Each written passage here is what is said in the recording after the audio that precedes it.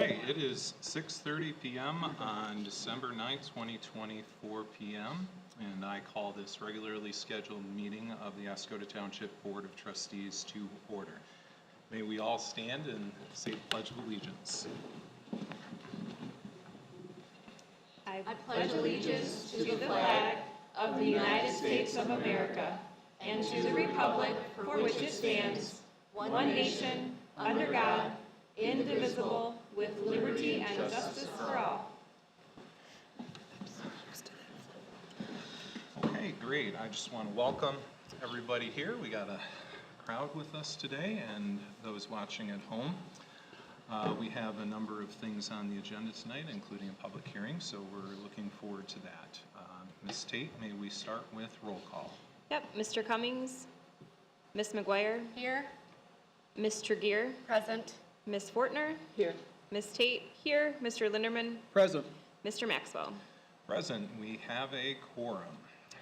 Okay, are there any agenda additions or changes from our board? Okay, hearing none, do we have a motion to approve the agenda as presented? So moved, Linderman. Support. Okay, McGuire. we have a motion by Mr. Linderman, support by Ms. McGuire. Ms. Tate, may we have roll call, please? Ms. Fortner, Yes. Mr. Linderman, Yes. Ms. McGuire, Yes. Mr. Cummings, I'm sorry, Ms. Tate, yes, Ms. Tregear, Yes. and Mr. Maxwell. Yes, motion passed. Okay, we are going to be moving on to the 2025 proposed budget public hearing. Before we go into the public hearing, I just want to have a brief descriptor so everybody understands the process we are going to follow for this. Essentially, what will happen is we will need to have a motion to enter the public hearing, and assuming support, we will enter the public hearing where we will open it for public comment. At that time, the public will have the opportunity to address the board, to ask questions surrounding the specific topic of the 2025 budget. At the conclusion of the public comment portion, we will exit the public hearing and we will move on to board member comment and discussion, where we will be, as a function of the normal meeting, we will have the opportunity to then discuss amongst ourselves dialogue surrounding the 2025 budget. So, with that being said, is there a motion to enter the proposed 2025 Oscoda Township budget public hearing? So moved, Linderman. Support. Tregear. Okay, we have a motion by Mr. Linderman, support by Ms. Tregear. Ms. Tate, may we have roll call? As a point of order, do Yes. I call Mr. Cummings every time? No. I can skip He's him. not Okay, present. perfect. Not present. Mr. Linderman, Yes. Ms. McGuire, Yes. Ms. Tregear, Yes. Ms. Fortner, Yes. Ms. Tate, yes, Mr. Maxwell. Yes, motion passed. We are now in the public hearing for the 2025 proposed budget. Are there any comments or questions from the public?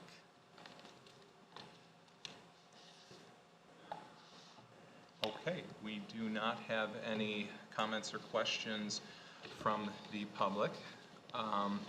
So at this time, do we have a motion to exit the public hearing? I'll make a motion that we exit the public hearing. Support. Tregear. Okay, we have a motion by Ms. McGuire, support by Ms. Tregear. Ms. Tate, may we have roll call? Ms. Tate, yes. Mr. Linderman, Yes. Ms. McGuire, Yes? Ms. Tregear, Yes. Ms. Fortner, Yes. Mr. Maxwell. Yes. Okay, we are on to the portion for board member comment and discussion. I am going to give a brief synopsis of amount of information that we have basically discovered over the last week or so everybody on the board is on the same page to the extent that we can. Where I'm going to start with is we had a work session this past week where we had some discussions, and so some of this will cover that same discussion, but I want to make sure it's on the public record for this meeting as well as everybody, Regina as well hears this. So the first thing I'll say is basically our legal guidelines. We can make up to 10% changes within a given fund and still approve it this calendar year. There is a legal requirement by December 15th for us to hold a public hearing, hence tonight's public hearing.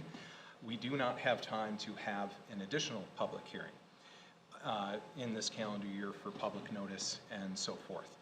By the end of the year, by 12/31, we have to adopt a budget for the next fiscal year. It is my recommendation that tonight is more of a discussion and conversation, given the context of what I'm going to discuss here in a few seconds, that the actual approval of a budget will be at a special meeting still this calendar year.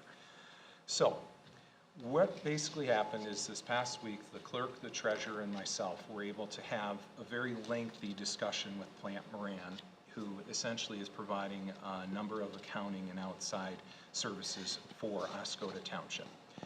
What it has become very apparent is there were a significant amount of journal entry errors, and those journal entry errors essentially amounted to hundreds of thousands of dollars of misunderstanding in budgets within certain departments. And what we had is we had certain departments that thought that they had a healthy fund balance to expend for the rest of the year, when actually they did not. And hence there are some amendments to that budget that are being brought forth tonight. The second thing I want to say that was somewhat of a major discovery was, for all practical purposes, all of the ARPA funds have already been expended. There are no ARPA funds left to expend, okay? When we look at it, there was around $710,000 in the factor of two different payments that Oscoda took in, and I believe that was in 2022 and 2023. Something we have not been able to ascertain up to this point is why in the budget for 24 and the proposed 25 were there shown revenues for ARPA funds, given that they had already taken place in previous years. To the best guess, they felt that they had not been expended for ARPA allocated expenses, so they wanted to transfer those forward. But the reality is you can't account for a revenue from an account that's not actually receiving revenues. So for this year, they showed $600,000 of revenue that did not actually take place. And for the proposed 25 budget as presented, there's $244,000 of proposed revenues that we will not be receiving. So that's a pretty substantial figure that we are going to have to unwind and figure out how to address. One of the things I want to emphasize, I had a conversation even today before the meeting with Plant Moran. We really will not know our true financial position until the audit is completed in 2025 for the fiscal year of 2024. We should have a much better assessment in the next 60 days when we have some of the final numbers and amendments to the 24 budget have been made. But until it's actually audited and we can see the full picture, we aren't really going to know the true financial position. Some of the numbers we've been looking at are concerning, but we don't want to rush to judgment until we get all of the information. One thing I want to say is there is good news in this, is that we do not have revenue issues. We have healthy revenues, broadly speaking, due to the appreciation in tax values. We have spending issues. And many government entities, when you look at them, even at the federal level, that's where you see more of the issues. We spend more than we're taking in, and that's what we've kind of seen transpire in Oscoda, and that's something that we have to very aggressively address. In my opinion, we are looking at more than a 10% reduction in the proposed 2025 appropriations, so the spending portion. So I believe it's in our best interest to collectively discuss as a board areas we can see reductions in spending that will be necessary to balance the budget. And a portion of those we can legally accomplish this year. Another portion of those will have to be put off until Q1 of 2025, and we have more discussions and the ability to address additional reductions in spending. Okay, I have some individual comments as well that, from my notes, that I will make when we get into that discussion. Before we move forward, are there any questions or discussion based on that first preliminary portion?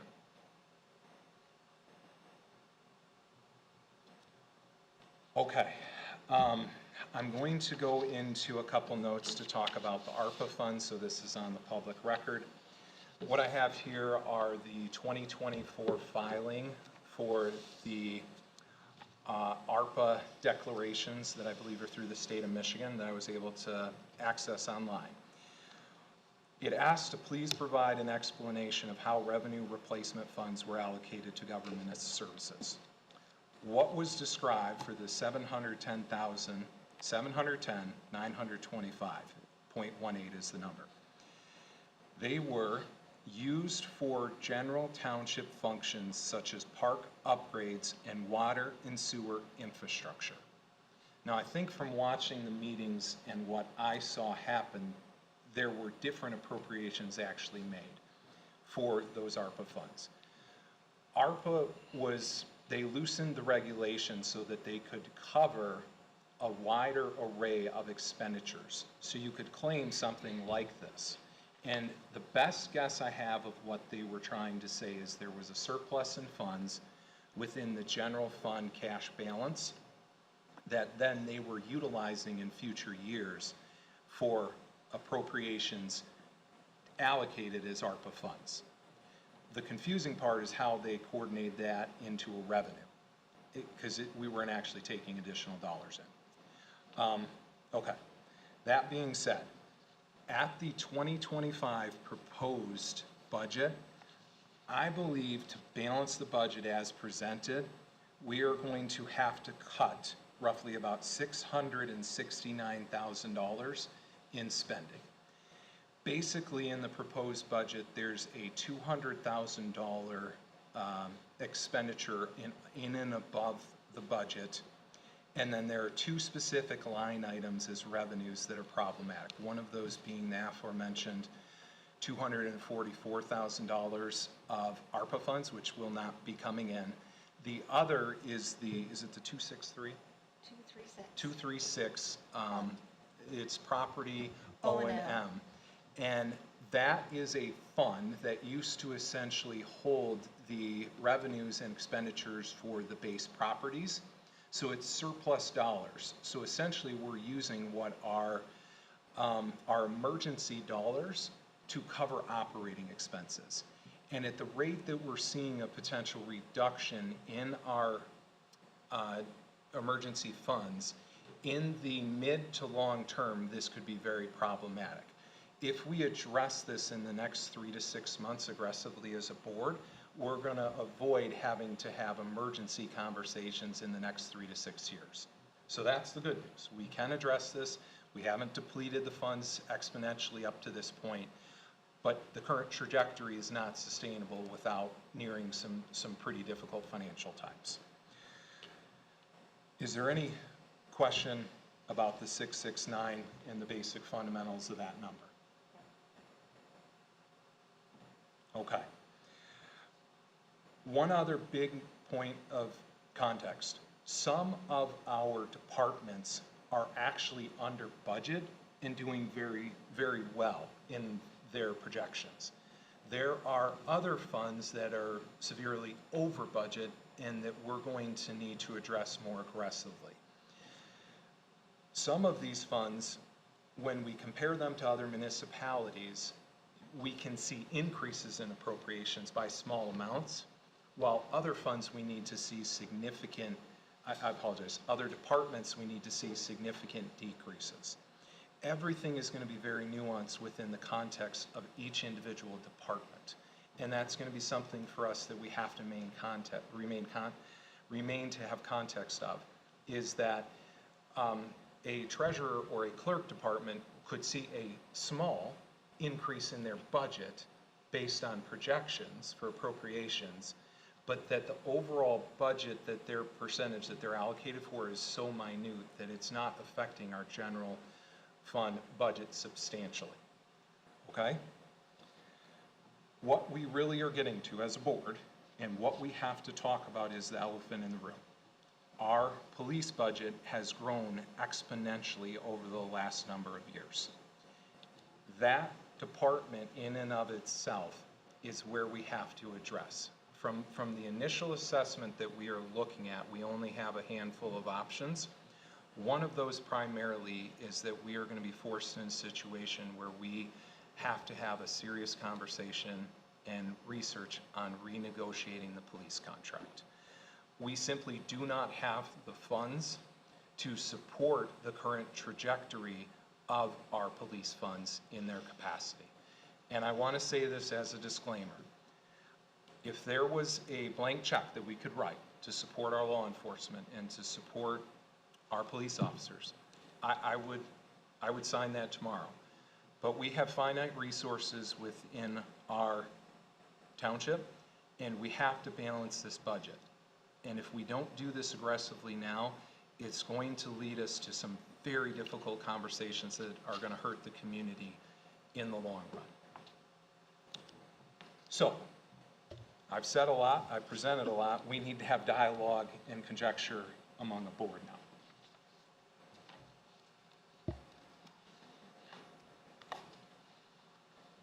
Anyone want to start?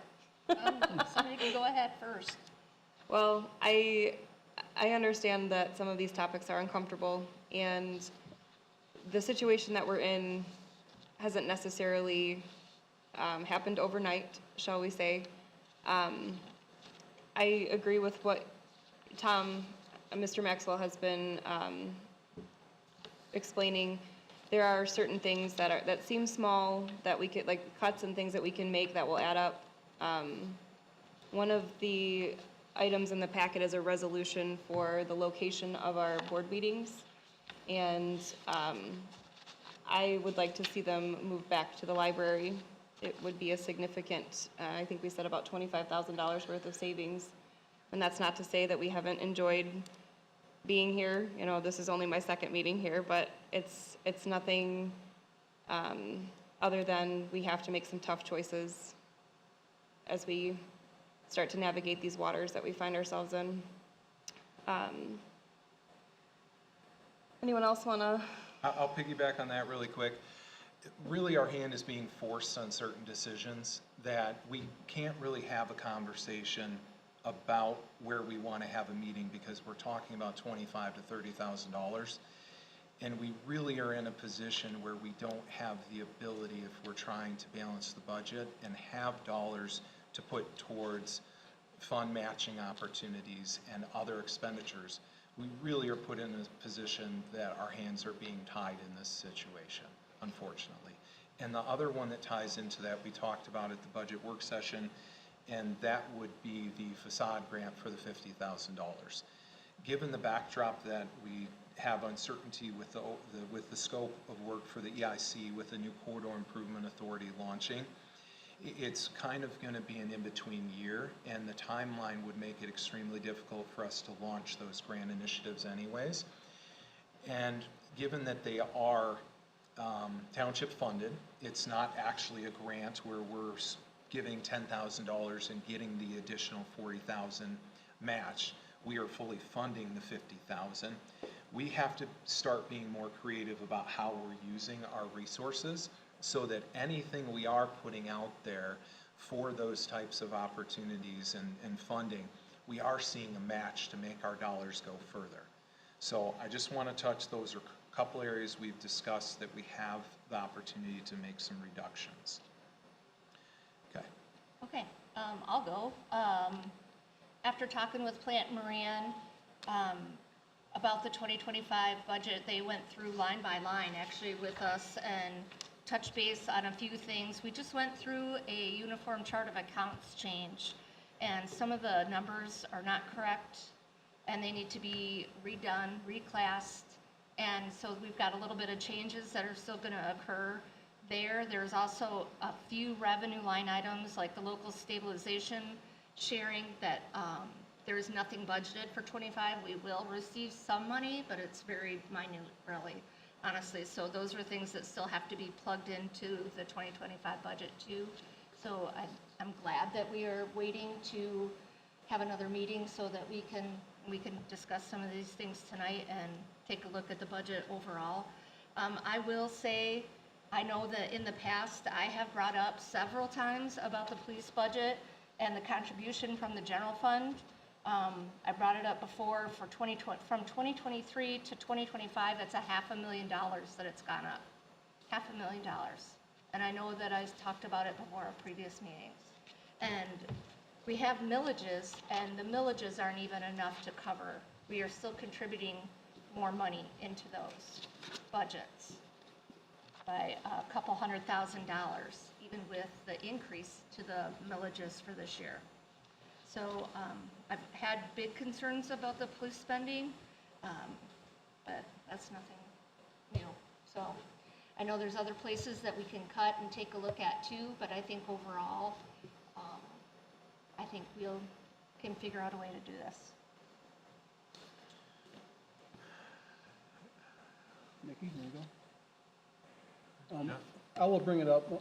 Since being appointed to the contract committee and receiving the contracts for the police department, I do believe before I will comment on that budget, it needs to be reviewed contractually, because when you are part of a collective bargaining agreement, you really need to be careful what you speak on until you know the exact CBA. But I am deeply concerned over the past 2 years that this accounting practice has been prevalent in our boards. And here we are in '25 trying to do a budget with such shortfalls. It's really alarming. And I will be looking at the police contracts with my other board members to look for savings or any additional things we can do to be a stronger foothold in our township.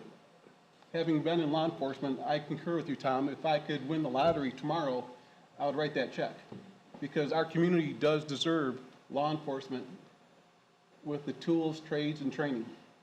However, as we look at this budget and what you've described, it appears that we have been spending more than we should have for many years. And it needs to stop with this board. And I am ready to roll up my sleeves and look at these CBAs and come up with a solution. I appreciate that, Mr. Linderman. Ms. Fortner? Because I didn't make that meeting. Yeah, I mean, now is the time. If you have any questions, I don't want to put you on the spot. I'm not prepared to say something right now. Okay, that's fine. I think if you need to come by and have a conversation and we dive in and talk over some of what we spoke about the work session, just let me know. Mr. Gear, do you have any comments? Not at this moment. Okay. So, once again, I do want to emphasize this is a very unique circumstance that we're walking into, but we do have the ability to address this, and I think we need to have some discussions moving forward about what our options are. And as Mr. Linderman said, our contract committee has some work in front of them to assess and really work with the municipal attorney to address some of the current budget issues. So with that, there is just one topic that I want to move on to within the budget, and we talked about this within the budget work session. We need to continue the discussion about what our consensus as a board and the direction we want to move in terms of my position, assistant / deputy / superintendent. Because depending on what we view as a board will change the direction that we're going to go. And no matter what we choose, it's going to take a period of time to get there in bringing and onboarding any staff. We had preliminary discussions about the potential of bringing on a deputy supervisor. And essentially by statute, I have the ability to appoint a deputy, but I need board approval for that. And the essential proposal that we are thinking is that if we are able to offer a little bit more in terms of a salary, we can get a more qualified candidate to fulfill that role. And one of the philosophies we're kind of talking about is over the last 6 years since Mr. Stalker retired, we've had a significant shortfall in fulfilling the superintendent position. And I'm not saying that we should not go that route, but I believe we need to fully vet and have dialogue and conversation about what our options are. Because if we do go the route of a superintendent, we're putting all of our eggs in that basket and a substantial amount of salary. And we as a board are gonna go as that one individual goes. Whereas conversely, if we take that whole department and we look at myself fulfilling a portion of that, as I currently am, a deputy fulfilling a portion of that, and we still have the funds, if needed, to compensate a third staff member and be below or at what is currently budgeted. And the whole philosophy of this would be, instead of putting our eggs into one individual that is, when you look at the skill set that we're essentially saying for this superintendent, there's only going to be a handful of candidates in the whole state of Michigan that could actually fulfill that role. Conversely, if we break that up, that job responsibility and discussion up into 2 or 3 different pots, it's much easier to find a candidate at a pay scale that fits within what our community structure really is. And not to point out Ms. House to any reason or other than discussion, but I think this is the perfect discussion of, we had an individual where we paid at the top end of the market previously as the IC director, and now we have somebody that is at roughly half or less of that compensation. And in my opinion, we're getting a very good return on investment from Ms. House. And I think there's an argument to be made that that's a better investment for our community. One of the biggest points is, I'm not worried on a day-to-day basis whether or not Ms. House is gonna leave the area to find a job somewhere else, because she could be compensated for that. And I'm gonna have a frank conversation here. I've talked to a number of people with a lot of experience in municipal governance. And what they told me is, if I did this for a period of time in the role and took over this, which I'm not saying that's what we need to do or have to do, but if that were to transpire, at the end of that period, I could apply for jobs in other communities and get compensated in the $150,000 to $250,000 base salary range. That's how much demand there is across the state and the country for people with this type of experience. And if we bring somebody in for $130,000 or 100 and whatever it is, that 120 to 140 that was being projected, there are going to be a number of substantial job offers within 18 months for that individual that will be substantially larger. And I'll give an example that I brought up at the work session. DeWitt right now is doing a superintendent search, and they're offering $160,000 to $180,000 base salary for that individual. That person is the same candidate pool that we're competing for, and we're substantially less than that. Now, obviously, I do want to circle back. One of the benefits, if I were to fulfill that role, which we need to come to a consensus as a board, I'm not going to go anywhere. I'm not looking to leave this community. It's my hometown. I love it. Our family wants to be here. But it also could be temporary to get us to the other side and get us out of all of these budgetary issues, the lawsuit issues. Next year, working with Mr. Freeman and Rowe and all of those, we're talking what is essentially the largest infrastructure upgrade. I don't even know the last time where we had this large of a sewer and water upgrade in a calendar year. It's going to be a big project for us. So I apologize to be long-winded, but we need to have discussion of coming to a consensus of a board because anything we do is going to take a period of time, and that bringing in a few key individuals or a key individual is really going to help us as a board. So from there, what do we kind of have as feedback? I'll do the other side of it. I think, well, I know the reason we had a superintendent in the first place, we didn't used to have a superintendent. It was always a supervisor that ran the township. When the base closed is when Oscoda Township Board decided to hire a superintendent, which was Bob Stocker. And he took over, I believe, in '91. And they had all the base closing and different groups out there and that happening. So that was his main function. I don't think we need a superintendent anymore. I think we need to have the deputy supervisor and the supervisor be full-time for the continuity. For the deputies, you're going to have a deputy supervisor, deputy clerk, deputy treasurer. So no matter what happens, and sharing the information or sharing some of the duties, even spreading them out even a little bit further than the supervisor's position, you'll have everybody on the same level. There's always going to be somebody there that knows something or knows what's going on with some of the different projects or things that we have happening.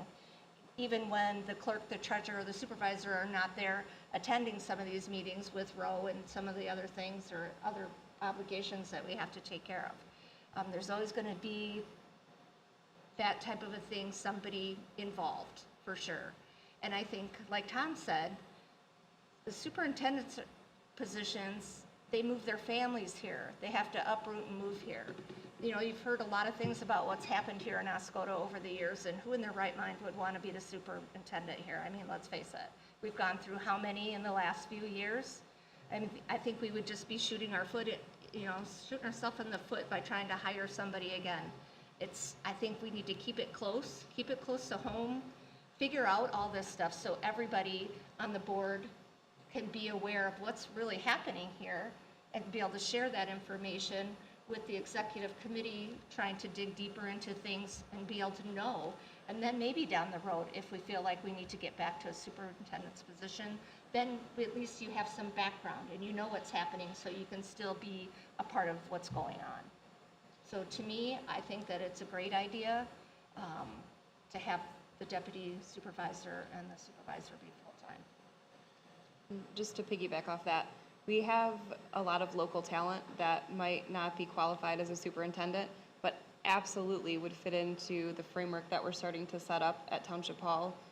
The triangle of the clerk's office, the treasurer's office, and the supervisor has potential to really create policies and procedures that have been lacking. And I think that I agree that this is the way that I see forward. It's been, almost 3 weeks now since we were sworn in, and there are a lot of deeply concerning things that need attention. And right now, it feels like we are stepping on one part of the fire while the other one creeps up on us, and then we turn around and step on that one while the other side creeps up on us because there just isn't enough support there.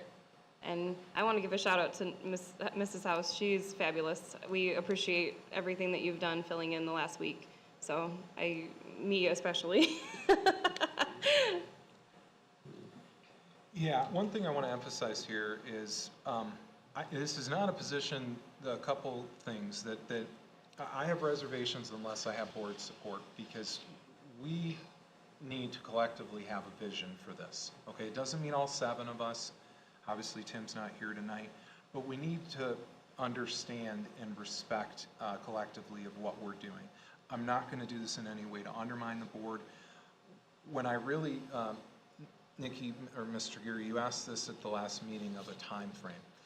One of the benefits is in the interim, if I do fill in within this position, it would take us probably at least 6 months if we went the role of a superintendent to find a qualified candidate, to advertise it, to go through the whole process. We're going to be, a chunk into our first year before we would even be able to onboard somebody, okay? If I did do this, I'm in a unique position where doesn't have to be my be-all, end-all career. And you asked this about a time frame. when I really sat down and thought about it and what we have coming in front of us, we have the Hushra contract coming up in 2026, I believe, which is a big deal. We have the F&V contract coming up in 2026. We have, as I mentioned before, some of the largest infrastructure upgrades in our water and sewer next year. Obviously pending litigation, some budget and financial issues, potentially contract negotiations. It's going to be all hands on deck and trying to attract somebody into this, especially looking at somebody we brought in just recently who was probably the strongest resume we've attracted to Oscoda Township in the brief period they were actually able to be here. If we get to what we're really looking at, 16 to 18 months, I think we will have many of these issues really addressed and we'll really have our footing under us. But anything shorter than that, I really think that given the context of the backdrop of everything happening next year, it would be asking a significant amount of somebody and we could overwhelm them. And just for example, last week alone, from Monday to Sunday, I put in over 60 hours for the township, okay? If we were paying Mr. Horning, you know, at, I believe it was 150 an hour, somebody like that, I mean, that's a substantial amount of money. And I understand if we salary somebody, but what we would be asking of that person is huge, and it's a lot. And I'm willing for periods to do this because this is my hometown and I care a lot about this and I want to see this because I want my family and my children to see the benefits of the decisions that we're able to make and kind of the decisions we're able to unwind in the coming months and year. And as Jamie said, bringing in somebody from the outside, it's going to take them a decade to feel that connection to our community.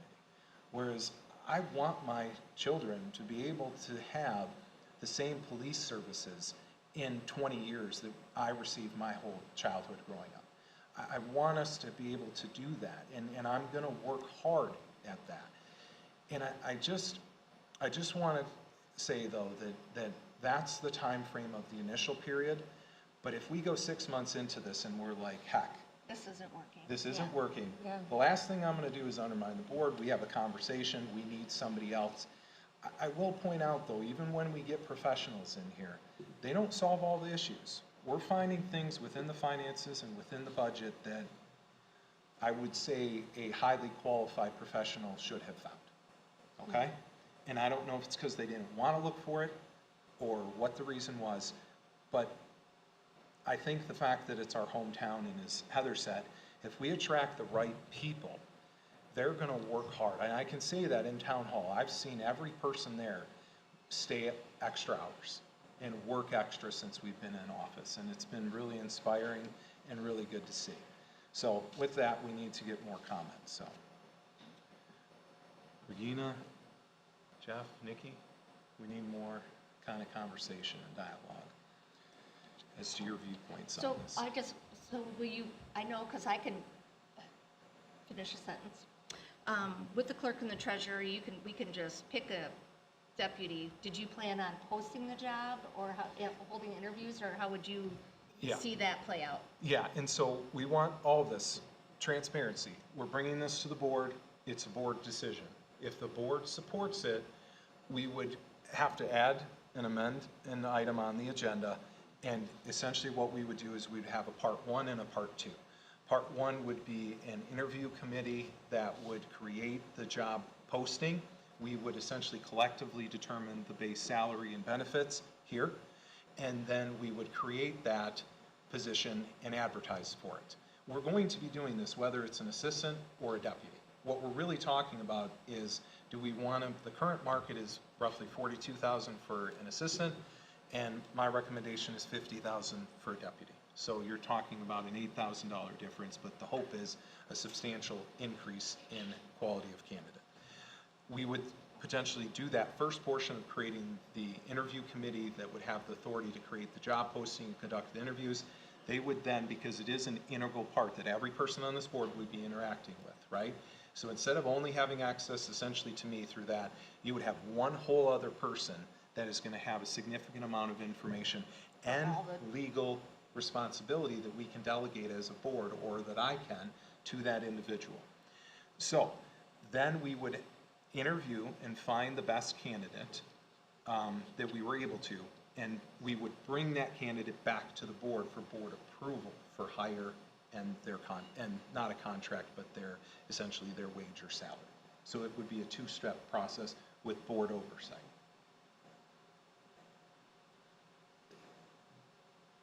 All right, maybe I missed something or it's No. not clicking in my head right. But Jamie, don't you have a deputy already? Yes. Okay. And don't you already have a deputy? Yes. Okay, so we wouldn't need to, It's for the supervisor. Just for the supervisor. okay. Yeah. Well, the way you were talking, it was like all three, and I'm like, No. wait a minute. No, the treasurer and the clerk by law are allowed to hire and have sole responsibility of their deputies outside the purview of the board.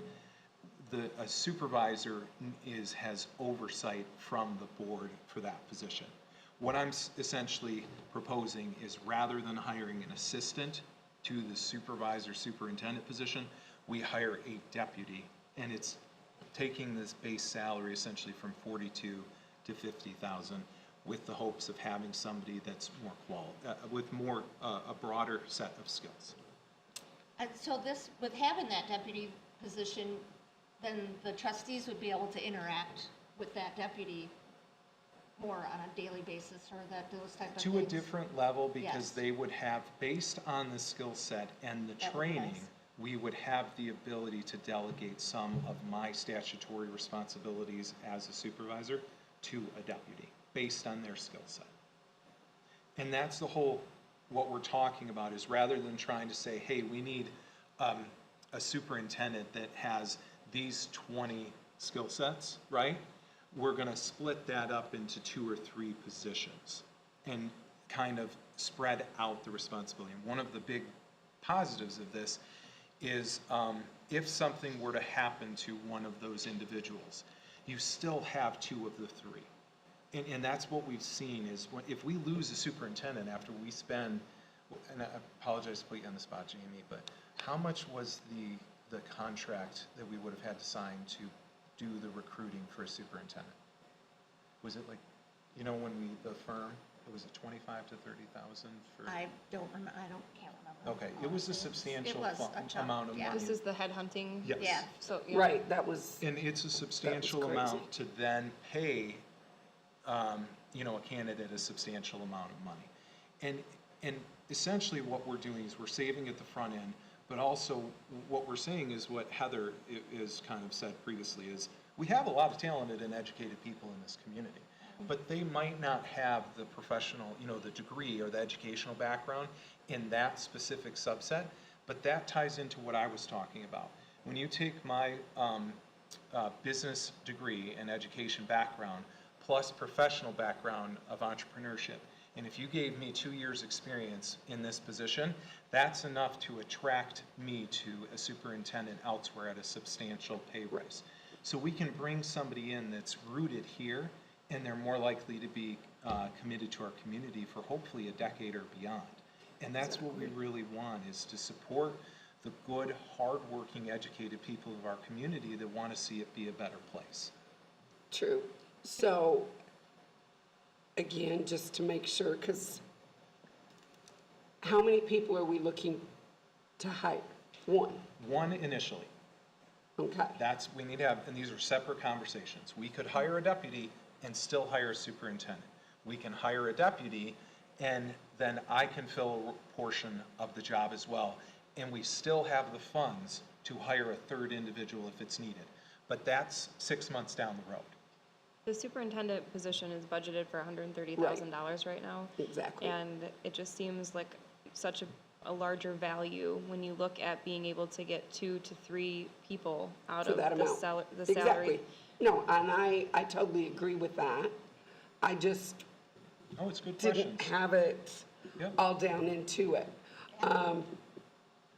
So basically, if I've got this right, all right, like you said, we're cutting 130,000 down to, if we do the deputy, I would even,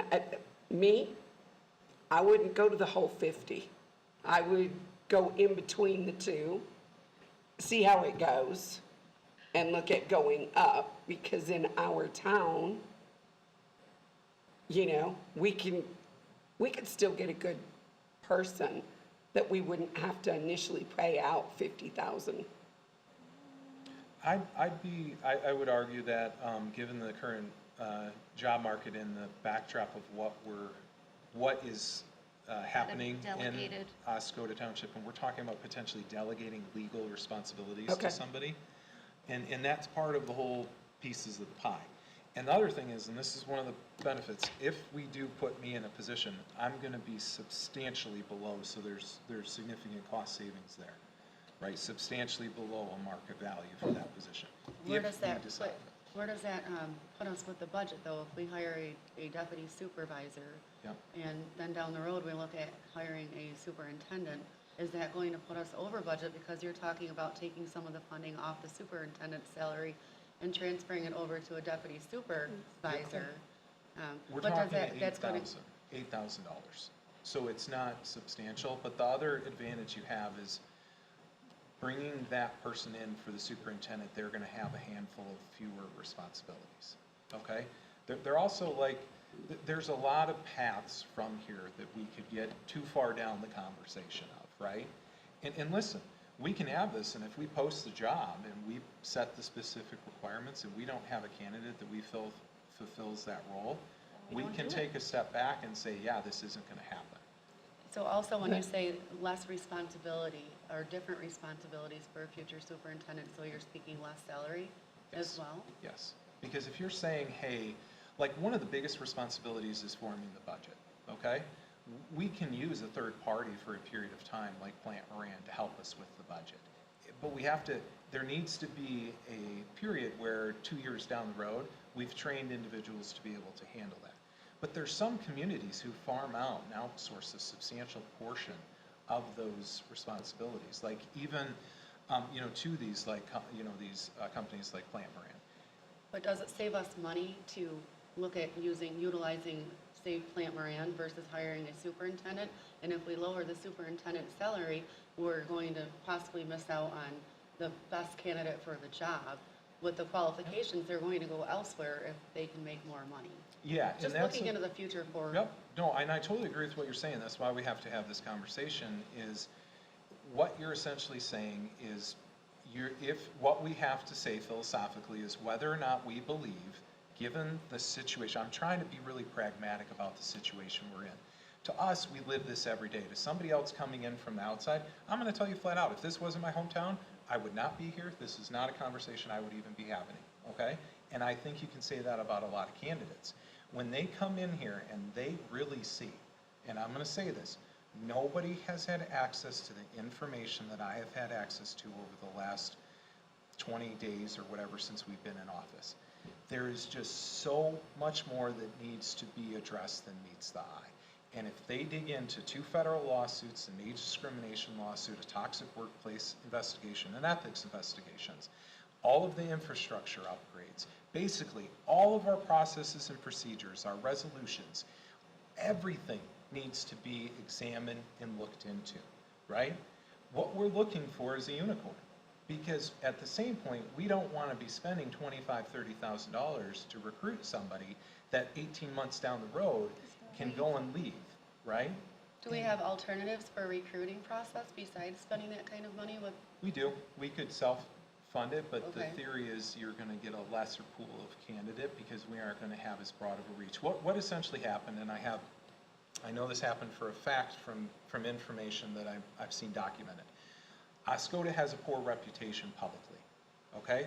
This is a way for the next 18 months to rehabilitate and stabilize our reputation and put a lot of the noise behind us. If we think we're gonna accomplish this in 100 days, I mean, I got oceanfront property in Arizona for you, you know? It's just, everything, when I'm looking at the time frame and speaking with the municipal attorney, speaking with Mr. Freeman, really assessing this, it's a very extended time frame to really move forward. So this is a way where we can start moving that direction and then reassess. The other thing is, and I don't want to get too far ahead of this, But if I have 12 to 18 months under my belt of knowing what really this job entails in full, if there is a shortage in a certain area, I can help fulfill that. Like the budgetary responsibilities they're not overwhelming. I've had to handle, substantial budget for a decade, or more than a decade. It's just figuring out the nuances and getting some education as to why things are the way they are. And sometimes those questions don't have answers, like the ARPA funds, right? And so the fact, I would say it's a good sign that within a couple weeks, we've been able to assess and diagnose some of the biggest issues we've been facing, that we're taking a step in the right direction. But yeah, it's essentially philosophically a conversation of whether or not we think we can bring in a superintendent and that person's going to solve all our issues. Because listen, if that person's out there, it ties into a bigger picture. Does paying one individual $120, $130, $140, by the end of our term, we're talking $150,000 plus salary plus benefits. Does that tie into the overall compensation structure of our community and what we're trying to have within Oscoda Township? I don't disagree, except if we don't utilize a qualified superintendent and we're relying more on Plant Moran or our township attorney, at the end of the day, that costs money as well. So wouldn't we be better off to hire a qualified superintendent to oversee some of those things so that we don't have to bring in other outside Yep, entities? it's a valid question, and I don't want to talk about specific individuals too extensively. We just had the most qualified candidate Oscoda's ever had from a financial perspective, and we're finding things that we need to address. Andy left Yes, before we. putting yeah. all of our eggs in that basket. If we could find this unicorn, I'd hire them tomorrow. I would. We're not gonna find him. But we're not going to probably find that, and it's being pragmatic that we're offering up an option of how to address some of these issues in the short term, and we can reassess, because we're going to be far more attractive 18 months from now if we get to the other side of this. And frankly, it feels like we're hemorrhaging right now. Like every day, my to-do list gets longer, not shorter. And I think Tom feels the same way.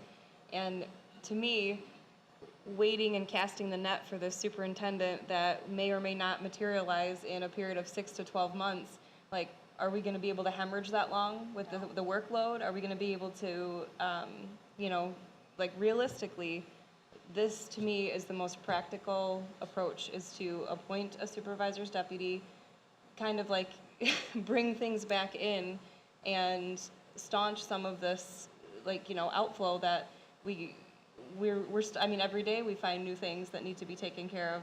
Every day. Your laptops will be set up tomorrow. It's been 3 weeks, but that's the first time I've had a chance to be able to sit down and do that. So, those are minor things, and then stacking those in the pile with the things that are, of vital importance. But- I don't want to discount what you're saying, because I do, in theory, agree in some ways, but we're at a point where we have to do something, and we really, in my humble opinion, this is the way forward for the immediate success of this board. Okay, and the reasoning for that would be because A, it would be easier to attract a $50,000 potential deputy supervisor, and B, we might be able to get one sooner, in which they could come into the township and start working more immediately than a superintendent. Right, Yeah, we're looking that's a within, big piece of it, hopefully yes. within 45 days, we have somebody in position, 45 to 60 days at the maximum. We have somebody in that position. We're onboarding, delegating, training. And I want to circle back to what you talked about. Every year, we're going to spend money on attorney fees and on outside third-party services for our financials.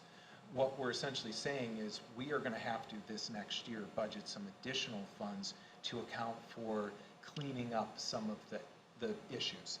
And the whole philosophy is, if we put all our eggs into that superintendent, well, when they leave, then we're essentially going to be paying all those services substantially more.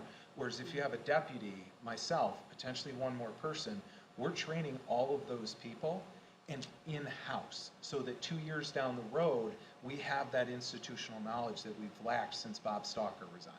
That's essentially what we're doing. We are trying to solve the issues from 6 years ago that weren't properly addressed. And if we're being honest about this, we've tried to attract candidates for the superintendent. Yes. And we've struggled. I mean, look at what we've struggled at attracting and retaining top talent. And I think the biggest thing we can do is be pragmatic and be realistic and come back into like a reality of the situation we're really in, and not, like, I love Oscoda. I think it's an amazing place. It's my hometown. Not every person that's applying for the job is gonna think that. Sure. You know? As far as budgeting for that though, would you essentially be taking the one line item for superintendent's salary and breaking it down to another couple of line items for a deputy supervisor and the third person Yep. that you speak of? Yep. So that would be budgeted now, so that if we wanted to address a superintendent later, we'd still have the funding for that? Yep, you can just Potentially, regroup it, yes. yeah. Yep. Yes. So we wouldn't be essentially shooting ourselves in the foot. And the other thing I want Right, to say being about, left, yeah, Yeah. even, you know. I do want to convey this too. Just because there are numbers on a sheet of paper that said $130,000 and 42 for, we have the ability to determine that. What I said earlier, we have some departments that are doing perfectly fine compared to our peers within their budgets. We have other departments that have some serious concerns that we have to address that. We can't just put it as a blanket that every fund has to be reduced for 2025, because that's not realistic. Certain funds have not proportionally, affected the shortcomings within our budget. So just because we spend an extra $8,000 on a deputy supervisor doesn't mean in a year we can't pay a superintendent, if we have the work and the responsibility for the person, a substantial wage. So, and forgive my ignorance for this question, essentially if we hire a deputy supervisor, will we still be keeping assistant secretary to the superintendent as well? Because now you're saying No. another But third person as well. If we had a superintendent, no, the deputy would fulfill the role of assistant, but they would have some legal responsibility if we wanted to. Yes, we have the ability to form this how we want through our job descriptions. You know, it's why with Ms. House, her job description was basically can do anything and everything that is told to be done for her by certain, staff. And we really want to hone that into more specialization so we know the responsibilities of these individuals. And that they're qualified. Yes. And when you speak of hiring possibly a third person potentially down the road, what exactly would be their roles and what type of salary are you looking at as far as? So it depends. If we go the route of, let's say, I'm at essentially match their salary and benefits package, which is substantially below what you would get as a market value, right? And I understand that, we all have to understand that, and I'm not saying we have to go that route. But if we do, then you pay a deputy 50, we'd have to do the calculations for benefits. There still would be a chunk there to hire one additional person, but we would have to do the real calculations. But we have the ability to determine what that whole budget is. And we're spreading the job responsibilities. The third person, in terms of what their responsibility would be based upon an assessment months down the road that would involve all of the board and basically say, okay, at that point, let's say we're 6 months into this, I can say that I'm confident in the ability to do these 7 responsibilities, right? And the deputy has these 6 or 7 responsibilities. But there still are these 4 or 5 that are just really hard for us to have the time to do to take us to the next level. Well, we could recruit somebody that would fit that skill set. But trying to preemptively determine what that is until we know the total skill set of a potential deputy. Right. One of the big things I try to do in business and in general, you work to people's strengths. If we hire a good person, we're going to have a basic skill set that they're going to need for the deputy, but we'll work to that individual's strengths and give them those responsibilities. And then you try to delegate to other areas the portions where maybe there's a little bit less performance. Right. And again, just so for my understanding, if this moves forward, essentially we would be eliminating an assistant secretary to the super. Yes. But it we'd would be replace hiring a this. deputy super supervisor. Supervisors, the only position we and would bring possibly on a third person. That one falls Right. into the category of we'll cross the bridge when we come to it for me. 6 months down the road. Because it's really, Right. it's But- until we build the deputy, or if we decide to move forward with this, until that position is built, then we don't really know how that would look. But what, like, the overarching theme here is that if we did decide to hire a third person, we still come in under $130,000. So What- we would be getting the value of 3 humans for what we And would. it's the whole Nancy Yes. House thing, where if you had 3 of her, or 2 of her, or 1 other person, just because somebody has, like I tell you, I have a college degree, I have, a strong resume. There are candidates with lesser resumes that are gonna be better candidates for certain jobs. And so you're getting the output of 3 individuals rather than 2 potentially, if we need it. But we don't wanna put the cart in front of the horse. So at this point, if we didn't hire a third person, we would be keeping on our assistant secretary? No. No. Not at all? We Just would the hire deputy, just the deputy. deputy, and then we do an assessment. What we probably should do, if there's strong hesitation, is I fulfill the role in the interim, we get the deputy onboarded, and then get a couple months under us, and then we can kind of continue dialogue and conversation. So essentially, a deputy supervisor would take over any job duties that were related to an assistant secretary that we have existing at this time. Exactly. Plus other- Plus, like, for example, there are some improvements to our agendas and packets.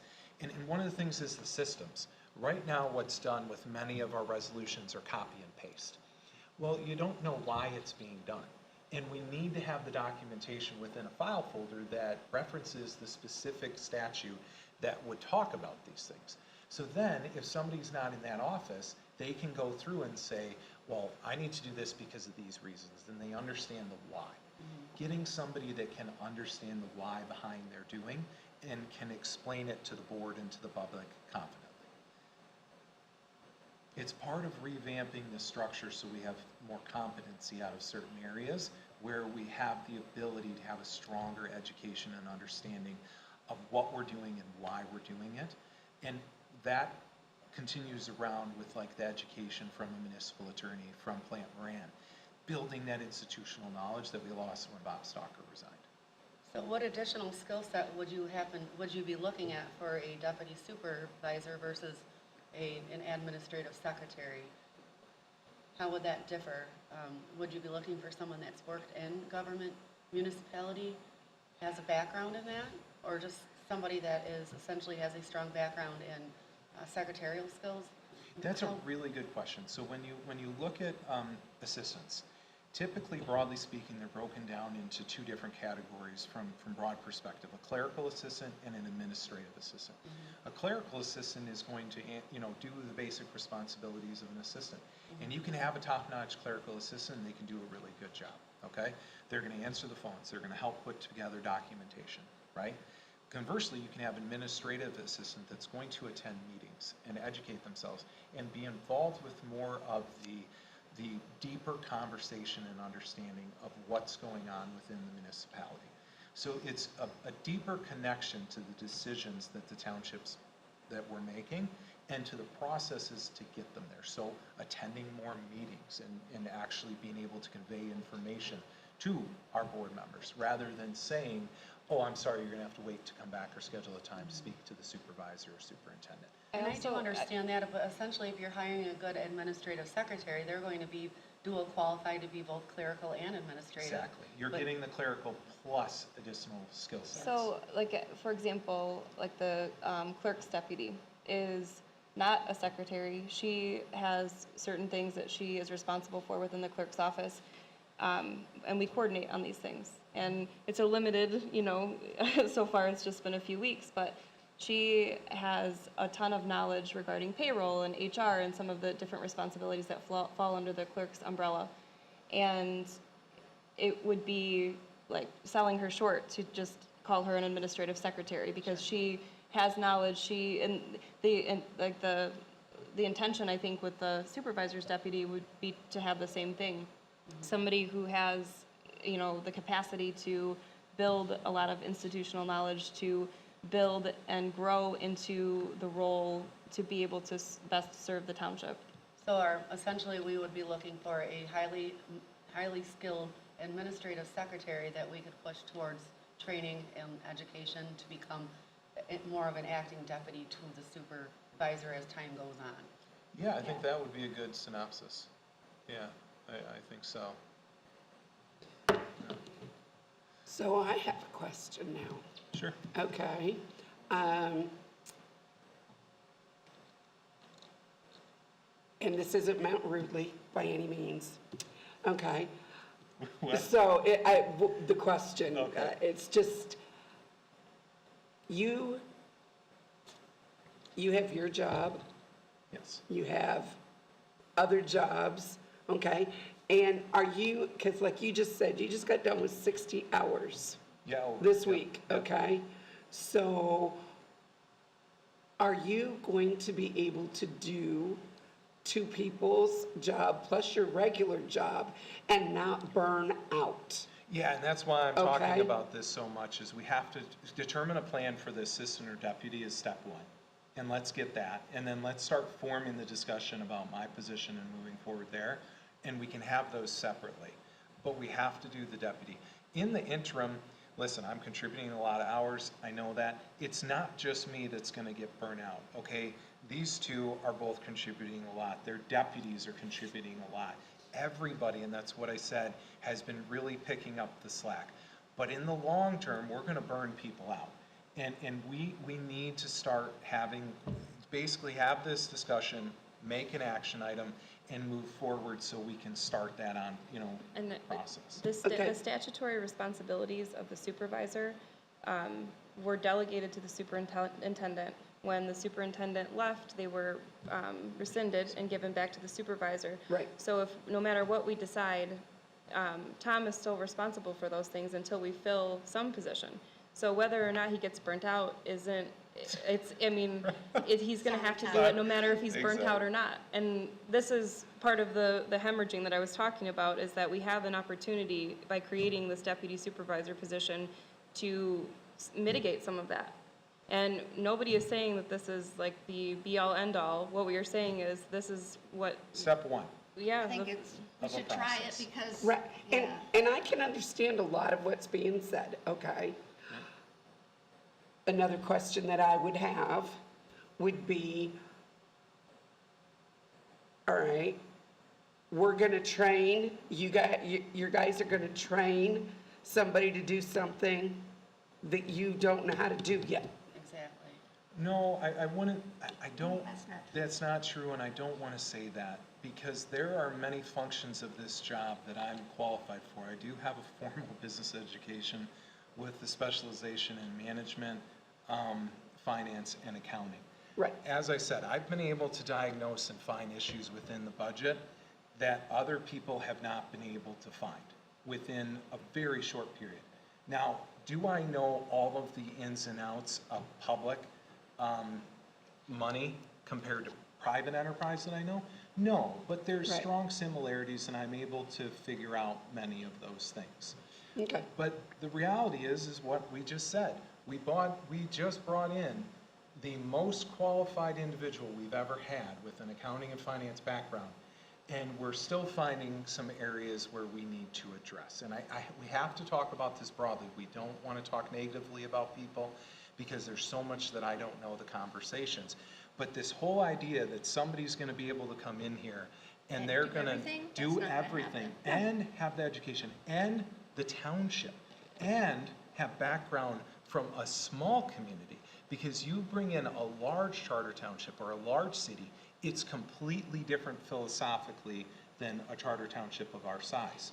It's also, there's a really cool set of laws that govern like what the statutory responsibilities for the treasurer, the clerk, the supervisor, and the trustees.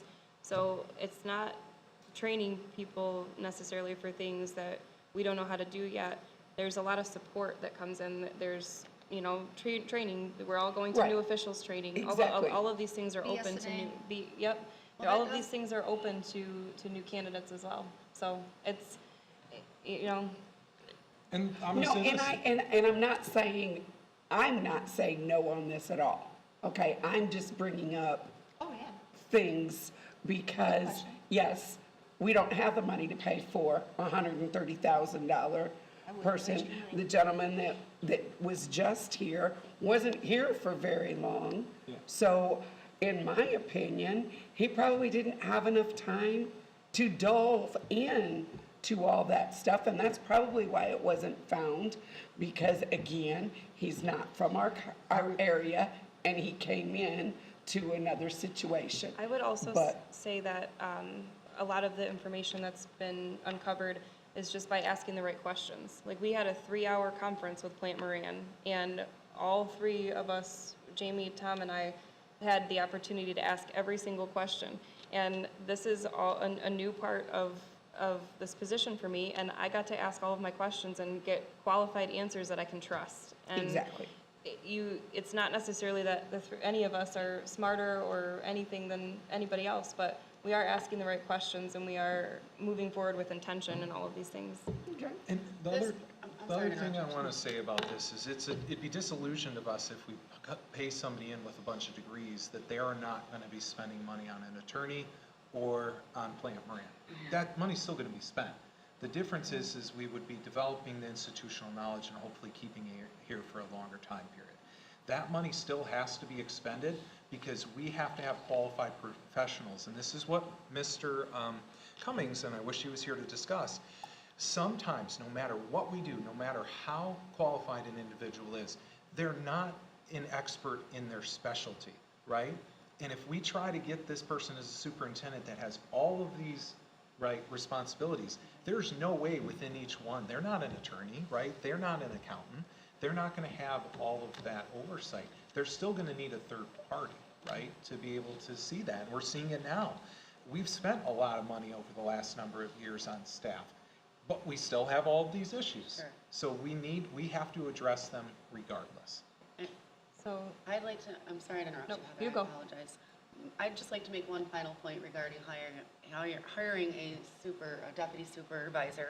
And it goes along the lines of what Regina mentioned about why start them off at the top pay if they're going to have to go through, so we get a really great administrative secretary, but they're going to have to go through a major training process. So why don't we start, if we are going to go this route, start at the lower end of their base pay and bump them up as time goes on and they've got these trainings and this essentially chair time underneath of them before we just start them out at the highest. It's not the highest, part of this Or plan, higher level. yeah, what we're talking about is the whole philosophy is you're getting a broader pool of candidates. And speaking to our attorney who went through this with another entity that, we have a bunch of knowledge about, what really determined whether or not they were receiving qualified applications, the only thing that changed was scale. the pay scale. So Also- What type of, go ahead, Regina. No, well, my question then goes back to, weren't we talking local? We Yep. were wanting to hire local, Yes. okay? So if we're looking for local. Regionally, I would say. I mean, we don't want, we're not saying just Oscoda or us, you like, can't do that. right. I mean, Right. it would, somebody that understands. Legally, you and- can't, that's right. true. But trying to get somebody that has an understanding of our local value system. I also think that this is kind of, we're getting a little ahead of ourselves. Like, I think we should decide which Whether or not direction what we're we're doing. going. Yeah. And then the way that this position develops is that there's a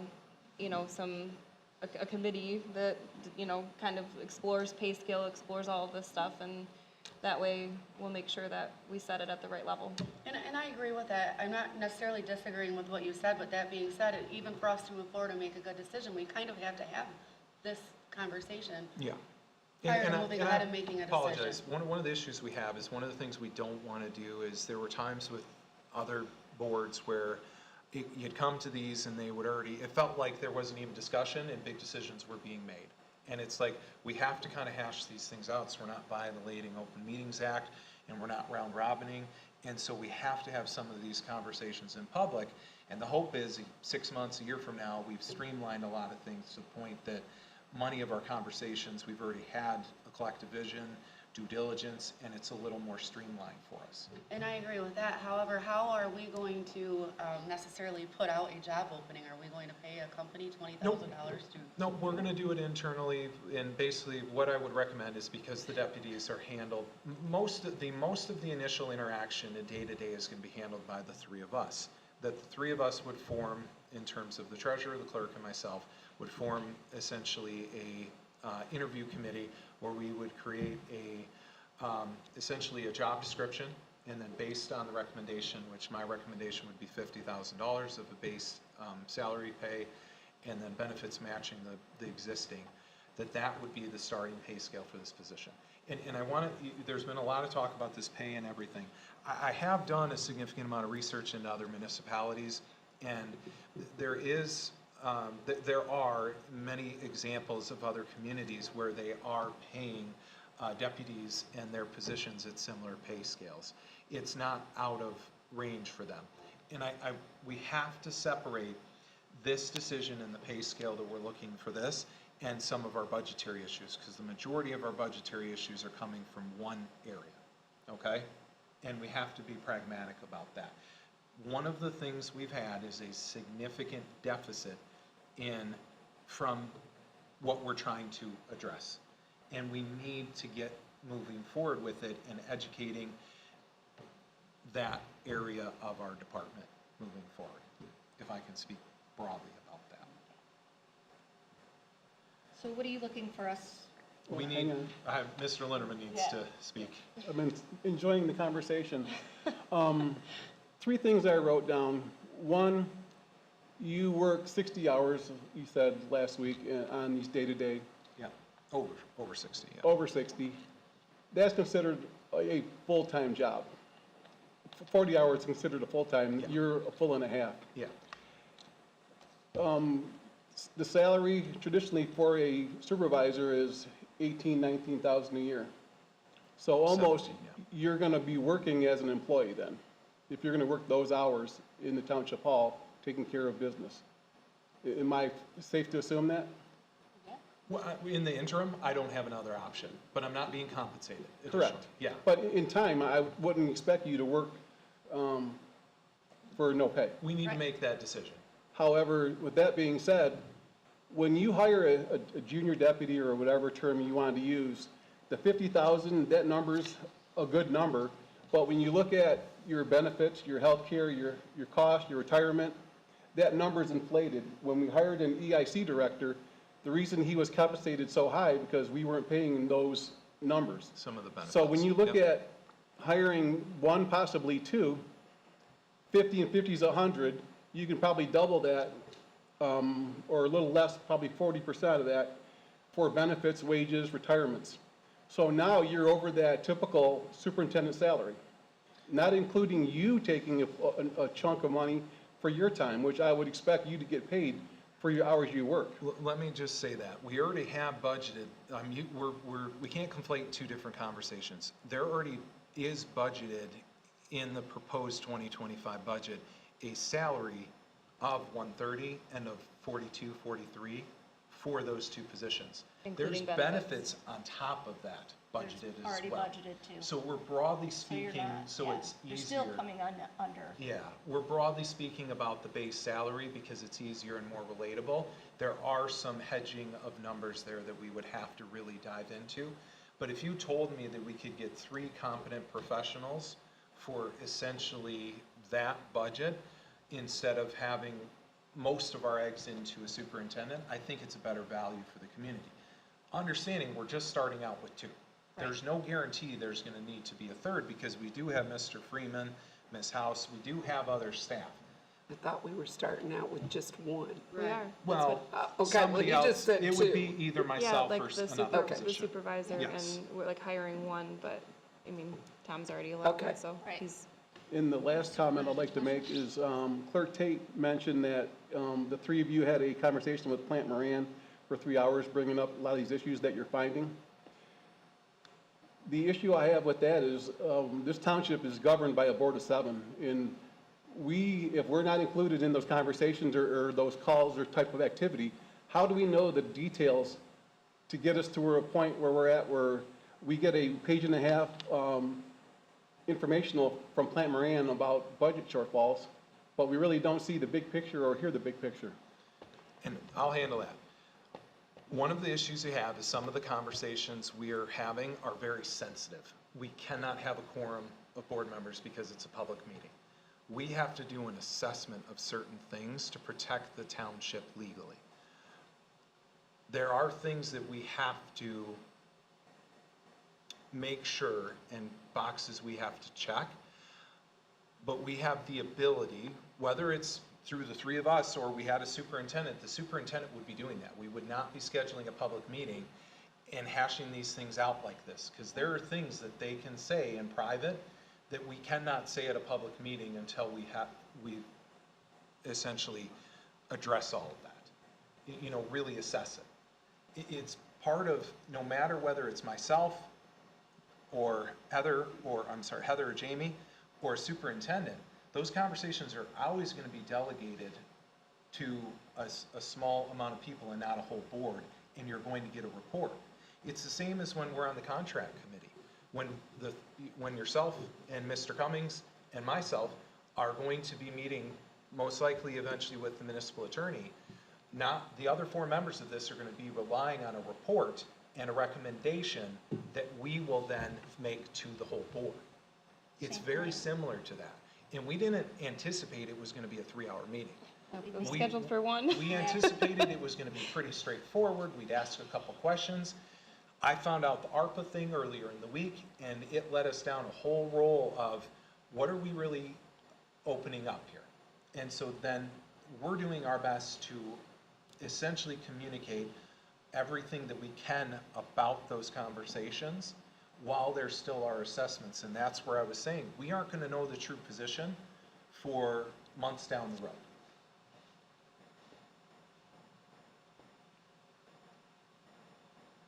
Okay. Regina?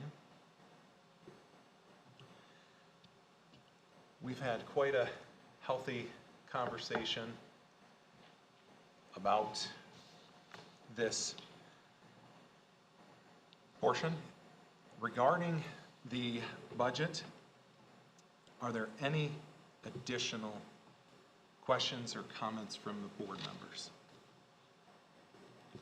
On the budget numbers you're talking about? Yes, on the budget, because that's where we're still at. We're still just after the public hearing. Looking at the police budget, 2 years ago, we had a dedicated line item for a code enforcement officer. And it was rolled into the police department. And the thought behind it, if I can recall the meeting, is we'll have every officer be a code enforcement officer, not just one person dedicated to that project. Through our budget, I would like to see that item actually separated for a dedicated code enforcement officer to be working under the planning and zoning director. A lot of the complaints I've heard from the previous board members is not having ordinances with any teeth or no enforcement. I think if we can dedicate somebody to that position, really part-time, no full-time, we can get a quality person doing that job and be very versed with the court proceedings, the writing of the citations, and actually going out looking, being proactive rather than reactive. And being able to provide that follow-through you don't get necessarily when it's delegated to multiple people. Correct. So I would like, if you're looking at the budget for 25, I would like to see that separated as a separate line item for code enforcement. I have a question on that part, okay? I understand what you're saying, but from what I understand, and correct me if I'm wrong, the code enforcement people can't do anything, or they can do very little because our codes and our ordinances are not written to where they can be enforced. Okay, time out. I'm gonna address that really quickly. That, I don't agree with that sentiment at all. I worked for the DPW like 15 years ago, and we dealt with these issues and addressed them, okay? What I think Mr. Linderman is talking about is when you have 10 people or 12 people trying to all cover the responsibilities of one person, and this ties into the other conversation we're having. We're trying to get a superintendent that has so many different responsibilities, it's like our police officers. I don't expect every one of our police officers to know our codes inside and out. If we had one person that was a specialist for that and use that budget as it was originally presented to the community, I think that person is going to have a much better ability to address those issues. Okay. That's exactly my request. Yeah, and I would say I agree with that sentiment. It's something that has been spoken about quite extensively from the public, is there are areas that We do have blight within our community, and I just think that the way it was pitched to the community, we should really fulfill that, because that's what we voted for. And I know it's hard for the police officers, but in the reality, we would get much better value out of our community having one person that really knew everything in and out, because there is complexity to this, and have them specialize and develop that institutional knowledge. The only thing I would push back about and question is I think we need to have a conversation of whether or not we are going to be able to attract a qualified candidate if it's not a full-time position. And we have to have that conversation. Correct. Yep. Because I know it's been a harder position at times to fill for some communities, because it's a difficult position. You're going to people's houses, and it can be confrontational, and if they're not getting some of the perks, we could see a substantial turnover. So we just have to make sure that we're aware that part of the conversation will come up. Okay, anything else about the budget? I'm gonna talk about one more thing, because we kind of need to talk about this, and the police budget. In the proposed police budget, we have 4 sergeant positions being proposed. 2 patrol sergeants, a detective sergeant, and an administrative sergeant. I think we need to have conversations whether we really have the funds and the needs for having 4 positions. It's been an area of substantial increase in budget expenditures. Are we getting to the point where we are doing the opposite of what we're proposing for the superintendent and deputy, where we're keeping the pay structure low? We're essentially paying 2 people to do the work of the police chief. Or conversely, do we have the ability to have a non-police officer, if needed, help out with that administrative work? Because there's significant cost benefits to that. It's just when you look at this and you look at the legacy costs that we're paying with a defined benefits package, it's very expensive for those positions. And I think we need to have dialogue about that, because it's an area where we could see, as we don't have, I believe it's the detective sergeant position that's not currently filled? Correct. And I believe we'll have to assess through the contract that if we were to remove one of the positions, they would still maintain the hierarchy within that sergeant's position. And I think we need to have a discussion about that, of whether or not it really is a necessity to have those 4 positions, given our budget issues. I agree, but I do believe it is a necessity to have D2 patrol sergeants, because it's my understanding they're on absolutely. separate shifts. Yep. And then, of course, there's different job duties delegated to a detective sergeant, whom we've had at the township for many years with Mr. Detective McNichol. Yeah, what we would most likely be looking at is condensing the role from the administrative sergeant back to the police chief, so that we have one individual that's really handling those responsibilities. And if it is, I mean, they already have 2 administrative assistants? Correct, full-time. Right. Full-time administrative I assistants. think one is full-time and One one is full and one part. Part-time. I think Yep. so. And if there were a point where we had this conversation, that there was additional workload that we were seeing, that we would actually have to see reports and documentation of the work that wasn't able to be processed, then we could potentially look at an administrative assistant opening or something like that as significant cost savings to the community. And I also believe we have 2 very qualified secretaries in the police department that are probably more than capable of possibly working through some of the additional job duties if we were to look at making some changes, so. That makes sense. I think so too. Utilize the people you have, that they're strong Absolutely. points. Yes, and I think they're very good at what they do and dedicated, so. Yeah. Did I interrupt you? Okay. Do you have Okay. anything, Jeff? I'm good. You're good? Regina? Good. Heather? Nope. The only one, I'm just gonna bring up just one more point about the, No, we're listening. start it all over again. Yeah. I know that we talked about the deputy supervisor's position, and the supervisor, and obviously if you're working, and get you compensated for that too. And Tom has mentioned like a 3rd person possibly. In my eyes, and we've had this discussions, I don't think you're gonna need a 3rd person, so I think you're gonna have the savings that we're looking for. I think if the board votes to do the deputy supervisor and have Tom be here more full-time, and pay him for that, you're not gonna need that. You're good, because you have the other deputies that you can utilize too, same as what you were just talking about with the administrative secretaries in the police department. You have 2 strong deputies already that you can delegate some other things to in the triangle that's gonna be able to still make it a complete team. And so you're not gonna need that 3rd person.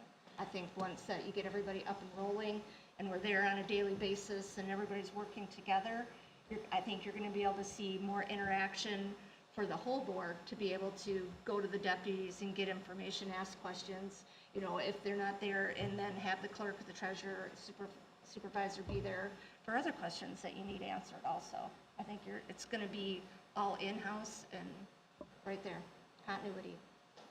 I agree, but I do believe that possibly hiring a deputy supervisor versus talking about possibly Tom becoming superintendent for the interim should probably be kept on a board level as 2 separate conversations. Right, oh, 100%. Not him as superintendent though, as he is the supervisor. I'm I the meant supervisor. superintendent, I think, if I said Okay. supervisor. No, I am the supervisor. It's, Right. we have the ability to delegate the authority to a superintendent.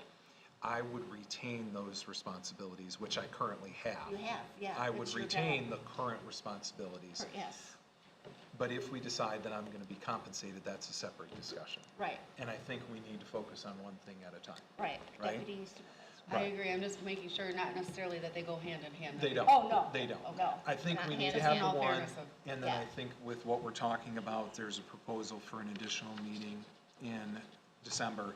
People have time to digest, potentially get feedback from the community, and then we can have a separate conversation about what we want to do moving forward there. Yes, and then hopefully we can have all board members in attendance as well. Yeah, so. yeah, yeah, Yeah. exactly. Okay. Are there any other comments about the budget or the public hearing? Make a motion to close the public hearing? We already did. We already did. Or did you? We're moving on, essentially. Moving on, all right. Informally, thank you, though. So, after an hour and a half, we are on to the first public comment period. Under this portion, we just ask if anybody has a public comment to fill out a comment card about an agenda item. Mr. Linderman, do we have any comment cards? We have none. Okay, was there anybody after that conjecture that needs to speak about anything? Okay. Hearing none, we are going to move on to the consent agenda. Are there any questions about the consent agenda or anything people think needs to be moved to the regular agenda? Okay, hearing none, is there a motion to approve the consent agenda as presented? So moved. Support, Trier. Okay, we have a motion by Ms. Fortner, support by Ms. Tregear. Ms. Tate, may we have roll call? Ms. Tregear, Yes. Ms. Fortner, Yes. Mr. Linderman, Yes. Ms. McGuire, Yes. Ms. Tate, yes, Mr. Maxwell. Yes, motion passed. Okay, we are on to the supervisor's report. What I'm going to say here is I'm going to be very brief and talk about most of these items when they actually come up. The only thing I want to really make a point of is we have seen a significant increase in our insurance premium, and I hope everybody had an opportunity to read the cover letter and essentially see what was said there. Essentially, the ongoing litigation has led to a substantial increase in our insurance premiums, and yeah, we are going to have to budget for that moving forward. That would be for this current year, this For year going 2025. forward for our renewal. Yeah, the renewal would be a, was it a? For 20 $40,000. Yeah, roughly. increase. Yeah.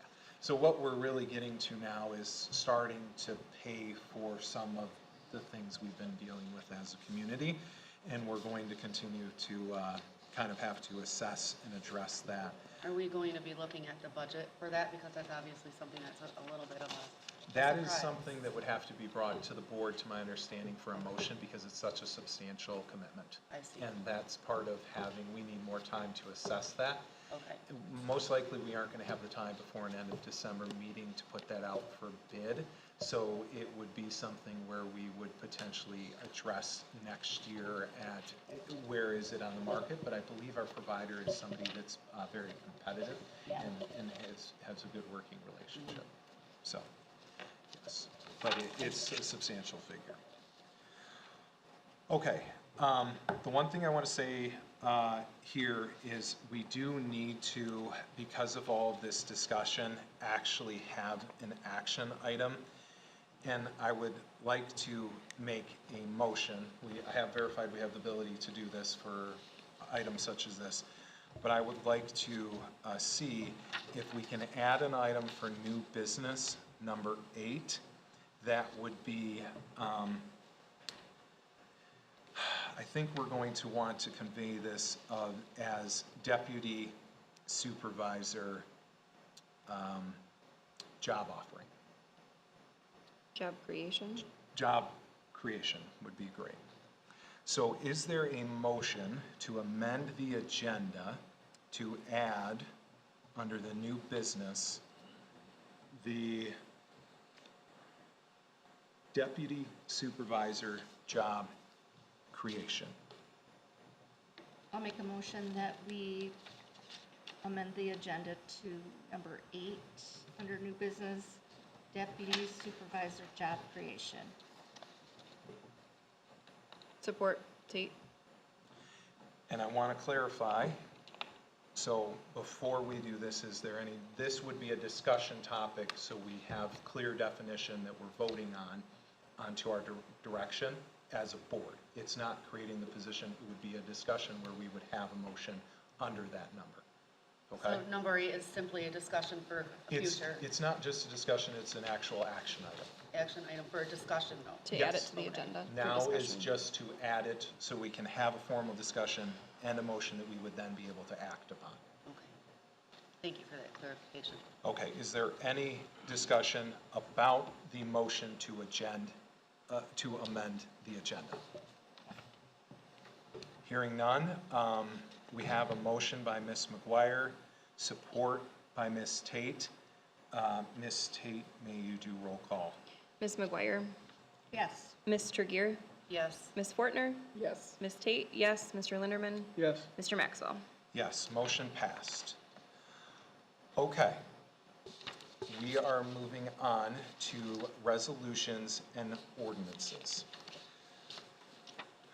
Number 1 is going to be Resolution 2024-34, a resolution to establish the township officer's salary, the trustees, This is for 2025 for salary. 2025 salary. I'll make a motion to approve resolution 2024-34. We have a motion by Ms. McGuire. Do we have support? Support Tregear. Okay, we have a motion by Ms. McGuire, support by Ms. Tregear. Is there any discussion about this specific resolution? Okay, we have to do these legally to establish the base salary for each of our elected officials. The trustees are compensated equally. The treasurer and clerk in this instance are the same. And then my position is substantially less than these two. But, so with that, we had a motion from Ms. McGuire, support by Ms. Tregear. Ms. Tate, may we have roll call? Ms. McGuire? Yes. Mr. Linderman? Yes. Ms. Fortner? Yes. Ms. Tate? Yes. Ms. Tregear? Yes. Mr. Maxwell? Yes, motion passed. Okay, we are on to number 2, Resolution 2024-335. A resolution to establish the township officer's salary for the clerk for 2025. Is there a motion? I'll make a motion that we approve resolution 2024-35. We have a motion by Ms. McGuire. Is there support? Support. Okay, we have a motion by Ms. McGuire, support by Ms. Fortner. Is there any discussion about the clerk's salary? Okay, hearing none. Ms. Tate, may we have roll call? Ms. Fortner? Yes. Ms. Tate, yes. Mr. Linderman? Yes. Ms. McGuire? Yes? Ms. Tregear? Yes. And Mr. Maxwell? Yes, motion passed. Okay, we're on to number 3, Resolution 2024-36, resolution to establish township officer's salary for the treasurer. Is there a motion? I make a motion that we accept Resolution 2024-36. Support Trigger. Okay, we have a motion by Ms. Tate, support by Ms. Tregear. Is there any discussion? Okay, Ms. Tate, may we have roll call, please? Ms. Fortner? Yes. Ms. Tate, yes. Mr. Linderman? Yes. Ms. McGuire? Yes. Ms. Tregear? Yes. And Mr. Maxwell? Yes, motion passed. We're on to number 4, Resolution 2024-37, resolution to establish township officer salary for the supervisor position. Is there a motion? I make a motion that we accept Resolution 2024-37 regarding the supervisor's pay. Okay, we have a motion by Ms. Tate. Is there support? Support Linderman. Okay, we have a motion by Ms. Tate, support by Mr. Linderman. Any discussion? Okay, hearing none. Ms. Tate, may we have roll call, please? Ms. Tregear? Yes. Ms. Fortner? Yes. Ms. Tate? Yes. Mr. Linderman? Yes. Ms. McGuire? Yes. Mr. Maxwell? Yes, motion passed. Okay, we are on to number 5, Resolution 2024-38, resolution to amend the 2024 budget. I'm going to just say this before we get into this. Obviously, there are some pretty substantial changes to the budget. We had a memo essentially by Plant Moran to present that information so that we understand some of the backing and the reasons as to why. It is a necessity that we do make amendments to balance our budget and do that for the fiscal year 2024. Some of what we are going to be doing and dealing with is so that when we do get into the new year and we get into the audit, some of that work is done more preliminarily and not into the next part of 2025, and we're pushing the audit back substantially as we've kind of seen. So, with that being said, is there I'm not sure if we want to discuss this more or if we want to move forward. Did you want to go down the list, Ellen? Do you Just want for the to? public? Yeah. we I think probably that's a should. good Don't we idea. have a motion first? Yeah, and that's where I was saying, with that being said, is there a motion to approve Resolution 2024-38 as presented? So moved Linderman. Support. Okay, we have a motion by Mr. Linderman, support by Ms. Tate. We should have discussion now about that. I apologize, I have to get my notes for this. That's what I was thinking about, is where they were.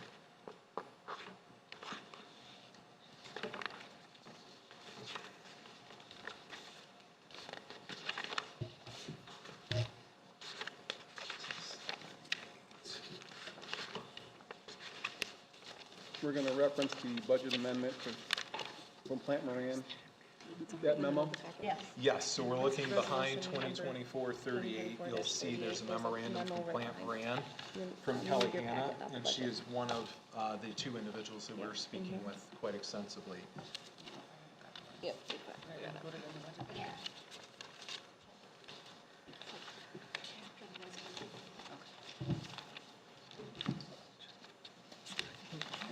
And so there's an initial portion that would be the memorandum, and then there's a second essential portion that actually lists Keep going. the actual amendments to the revenues and expense lines, that if we pass, they would then make those amendments. The biggest one up top is the removal of the revenue of the other federal grants for $600,000, considering we aren't having those ARPA funds actually come in this year. It's important that we remove them as a revenue line because there is not revenue in that area. Unfortunately, when you look at the police fund, there is a shortfall of $185,000 we're projecting that we need to add to that area. This ties into some of the discussion that there were incorrect journal entries, that the police had inflated numbers believing there were additional funds available, when in reality, they're actually becoming overexpended, and we need to make amendments to appropriate funds to support those expenditures. So,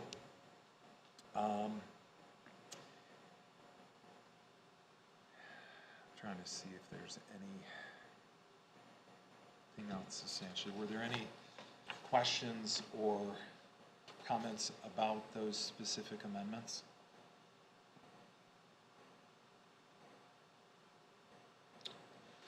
Okay, hearing none, I'm gonna have to go back, apologies, it was by That's Mr. okay. Linderman. Yep, and I supported it. Okay, we had a motion by Mr. Linderman and support by Ms. Tate to pass the resolution 2024-38 as presented. Ms. Tate, may we have a roll call, please? Yes. Ms. Tregear, Yes.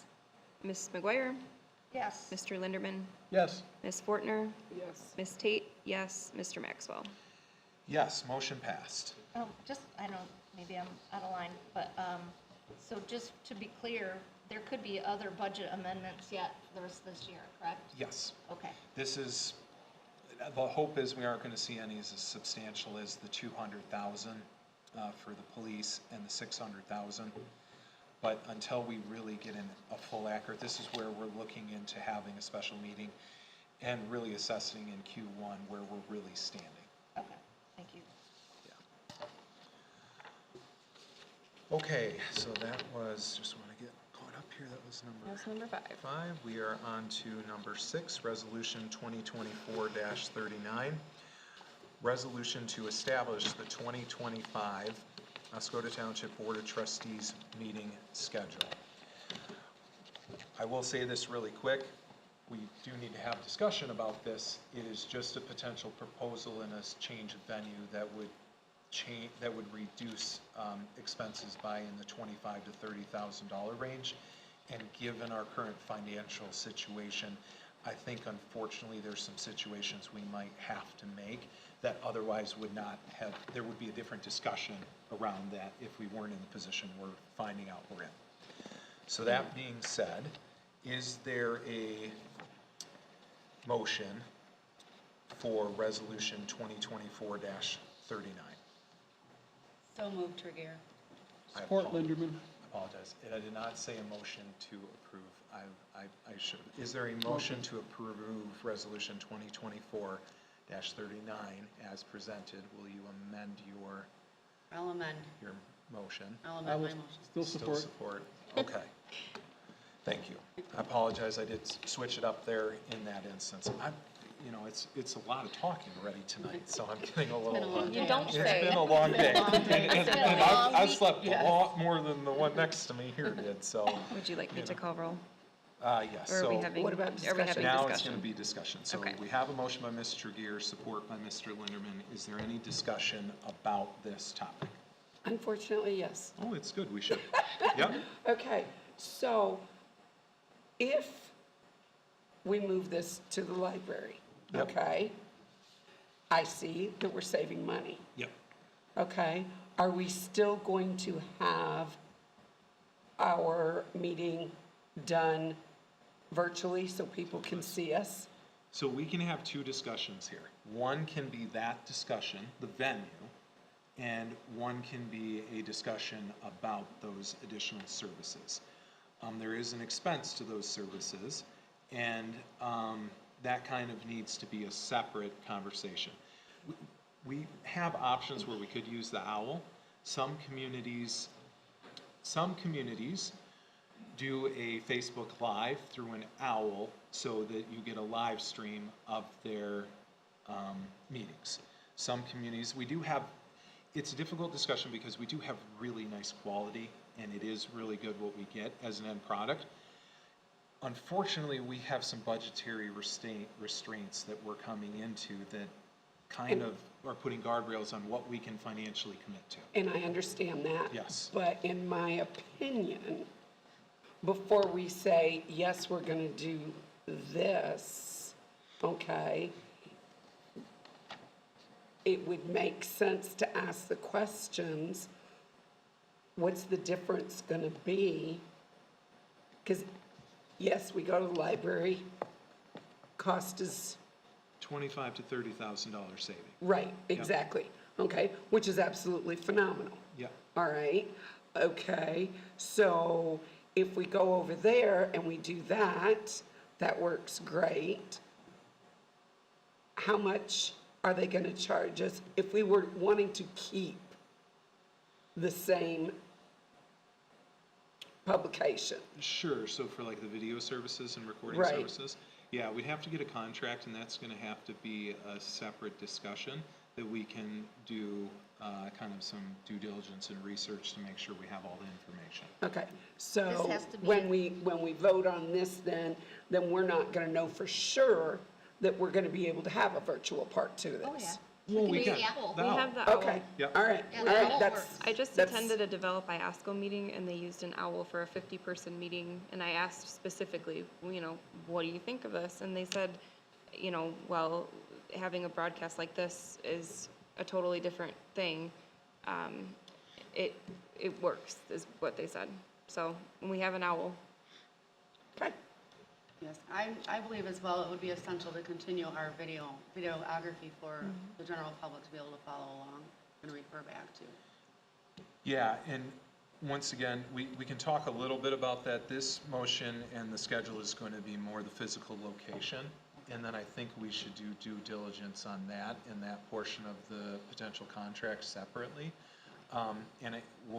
What we're basically talking about is, an option of if we were to have a consensus of wanting to keep those services or try something different, and then a cost analysis based on that. Sure. And, yeah. I just want to point out too, it's kind of faint on this copy, but Yes. this says draft, and because we're getting towards the end of the year, we do have to pass a resolution with our meeting dates and times and location. So we filled it in. This isn't set in stone, and that's something I really wanted to point out all along, is that the draft that is across these is meant to convey that these decisions have not been made ahead of time. Like, this is a true discussion. We don't, No, we don't, no, it's not, just because it says it I doesn't know mean that. we have No, to do no, that. no, It's no. just, My only concern was if we move the venue and then we eliminate the streaming services or. No, they actually, there has been some preliminary discussions when I first took office about because they used to record there too. There's that yeah. booth. So that's a separate discussion. Okay. And a separate Okay. contract and fee that we'd kind of be talking Yes. about. And that's for another discussion. And I want to apologize, it's just we're really in a difficult situation where we have certain budgetary constraints. And I have seen a lot of other communities successfully operate using an owl or other services. Sure. So it's something we have to discuss the pros and cons. Sure.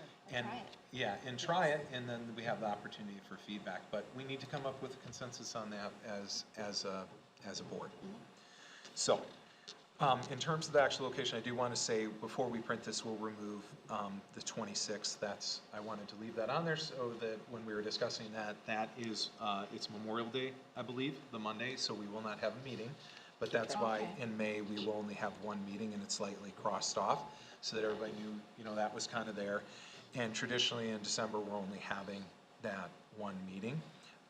This year, we're going to have an additional meeting, so. So with that being said, is there any additional discussion or questions about the resolution for establishing the 2025 Township Board meeting schedule?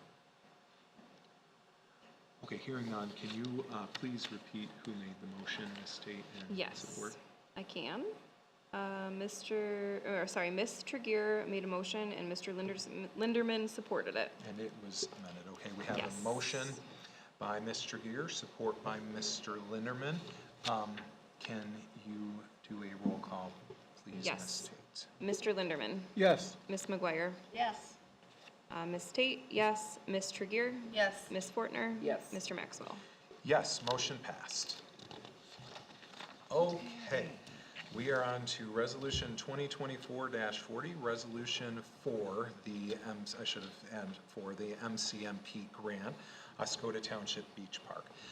It is my recommendation, we have Mr. Freeman here to have Mr. Freeman come up and answer a few questions, so we are kind of educated before we have a motion, if that's okay. He had came up here to talk about the... And this is the amended one that you... Yes, and this is the amended, which Mr. Freeman will discuss and convey the reason for that amendment. So thank you for being with us all this time. Yes. Yeah, lots of fun here. Do you want to start off by just communicating to the public in this board the amended version and the reason for that? Okay. Can you hear me okay? Yep. Okay. So the amended version is, as I've continued to get into the grant application, when I first put this recommendation together, I thought the maximum amount was $150,000 that we could look at. It actually is $250,000. The difference is the $150,000 grant would be for the design services for Oscoda Beach Park, primarily the boardwalk and that. $250,000 grant amount allows us to possibly secure funds, more funds for the actual construction of the boardwalk. So the reason I would recommend the amendment is we don't have to state in the resolution specifically whether it's for design or construction. That's why I've got in there up to the $250,000 amount. As we go through the application process, we can see what truly does benefit us the most. The actual design of the boardwalk, I got a rough estimate from Row Professional Services. The design would only be roughly $16,500 to design the boardwalk. So we wouldn't maximize the $150,000 anyway. So my recommendation is to pass this resolution for an application up to $250,000.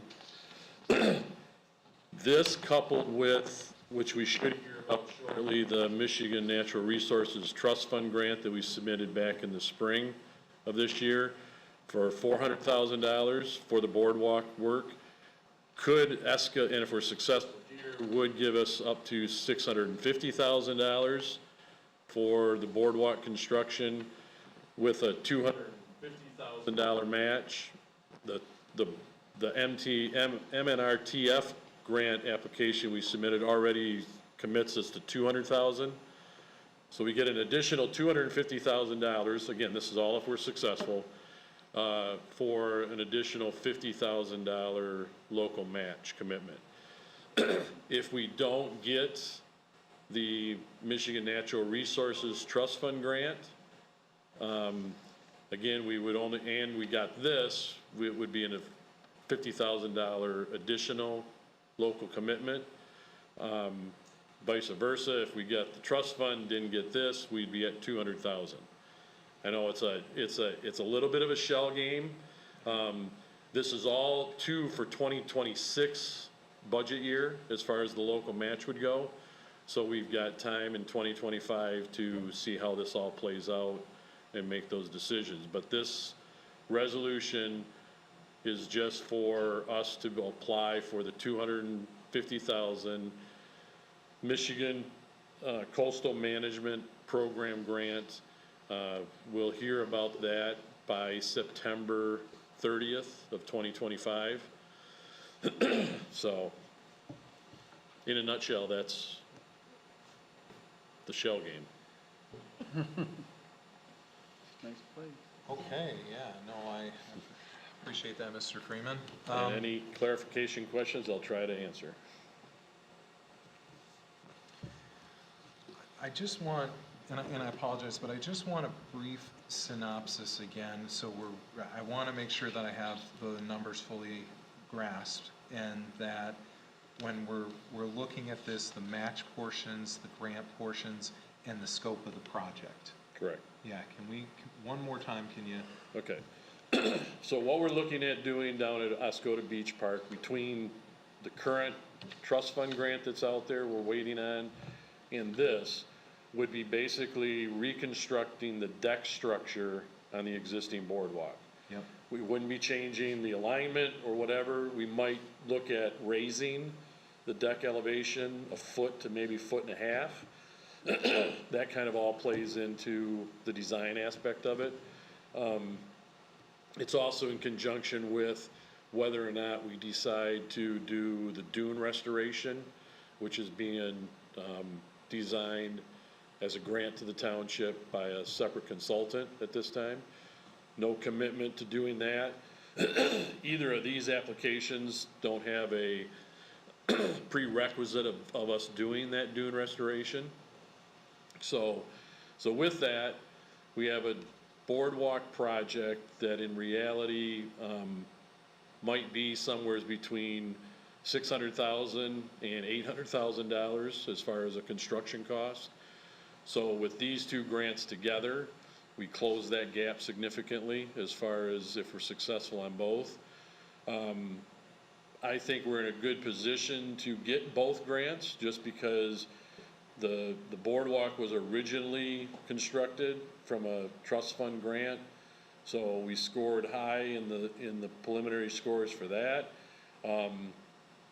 This being a coastal grant, obviously Oscoda Beach Park is a coastal facility, and the individual that kind of oversees the Michigan Coastal Management Program has been very active as far as helping us through the trust fund grant application, and also is already helping lay out this grant application. Again, no guarantees, but I think we're in a good position to land both.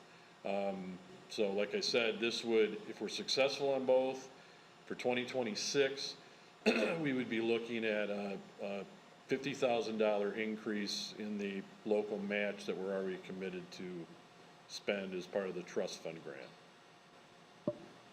Hopefully that helped. Okay, yeah, and I appreciate you bringing up, because one of the things. And one more thing, Yeah. the deck will be a composite material. Essentially, it won't eliminate maintenance, but it'll significantly reduce the maintenance that DPW's had to do out there with replacing planks on that it's a several lot. times throughout the year. It'll be all handicap accessible. And again, we would then coordinate, as far as the elevation, we would make that work with the current bathhouse and all of the existing access points to the boardwalk. Okay, and I appreciate you bringing up the dunes, because I want to make sure we're separating those things, because that's a Yes. whole different conversation Yes. that we'll have to have. Are there any questions? I've got a question because I haven't done matching grants, okay? So when they say 250,000, it's a matching grant.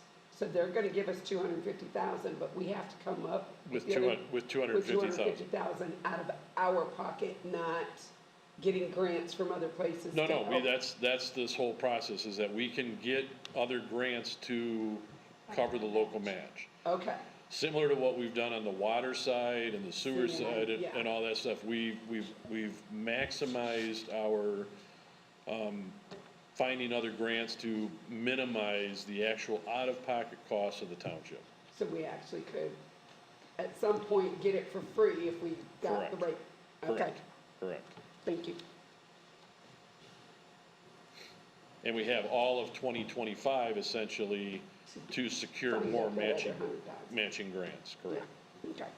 Would there be an initial out-of-pocket expense from the township, and then it's a reimbursement program when we get these additional grants, if and when that happens? All of these are reimbursable, Okay. so the township would have to, just similar to what we're doing on the water side, township would have to expend funds, and then we would immediately request reimbursement, and it's maybe a 2 to 3 week process to have the funds come back in. Okay.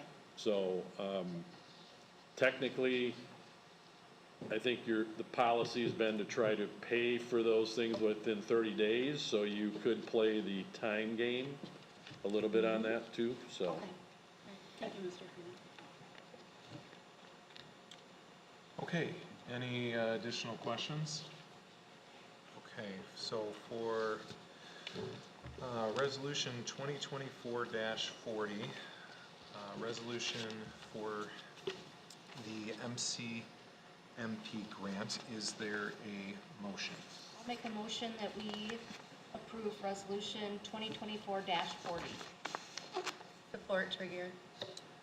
Okay. Do we have to do the amended one? Yes, I just want to verify, can Oh. you amend your motion? And I think with what Mr. Freeman was saying is as presented in the amended resolution. Okay. I'll make a motion that we approve resolution dash 2024-40, the amended resolution presented by Mr. Freeman. And Mr. Gear, do you still Support, support? Trigger, the yes. amendment? Okay, we have a motion by Ms. McGuire, support by Mr. Gear. Is there any additional discussion or questions? Okay, Ms. Tate, may we have roll call, please? Ms. Fortner, Yes. Mr. Linderman, Yes. Ms. McGuire, Yes. Ms. Tate, yes, Ms. Tregear, Yes. and Mr. Maxwell. Yes, motion passed. Okay.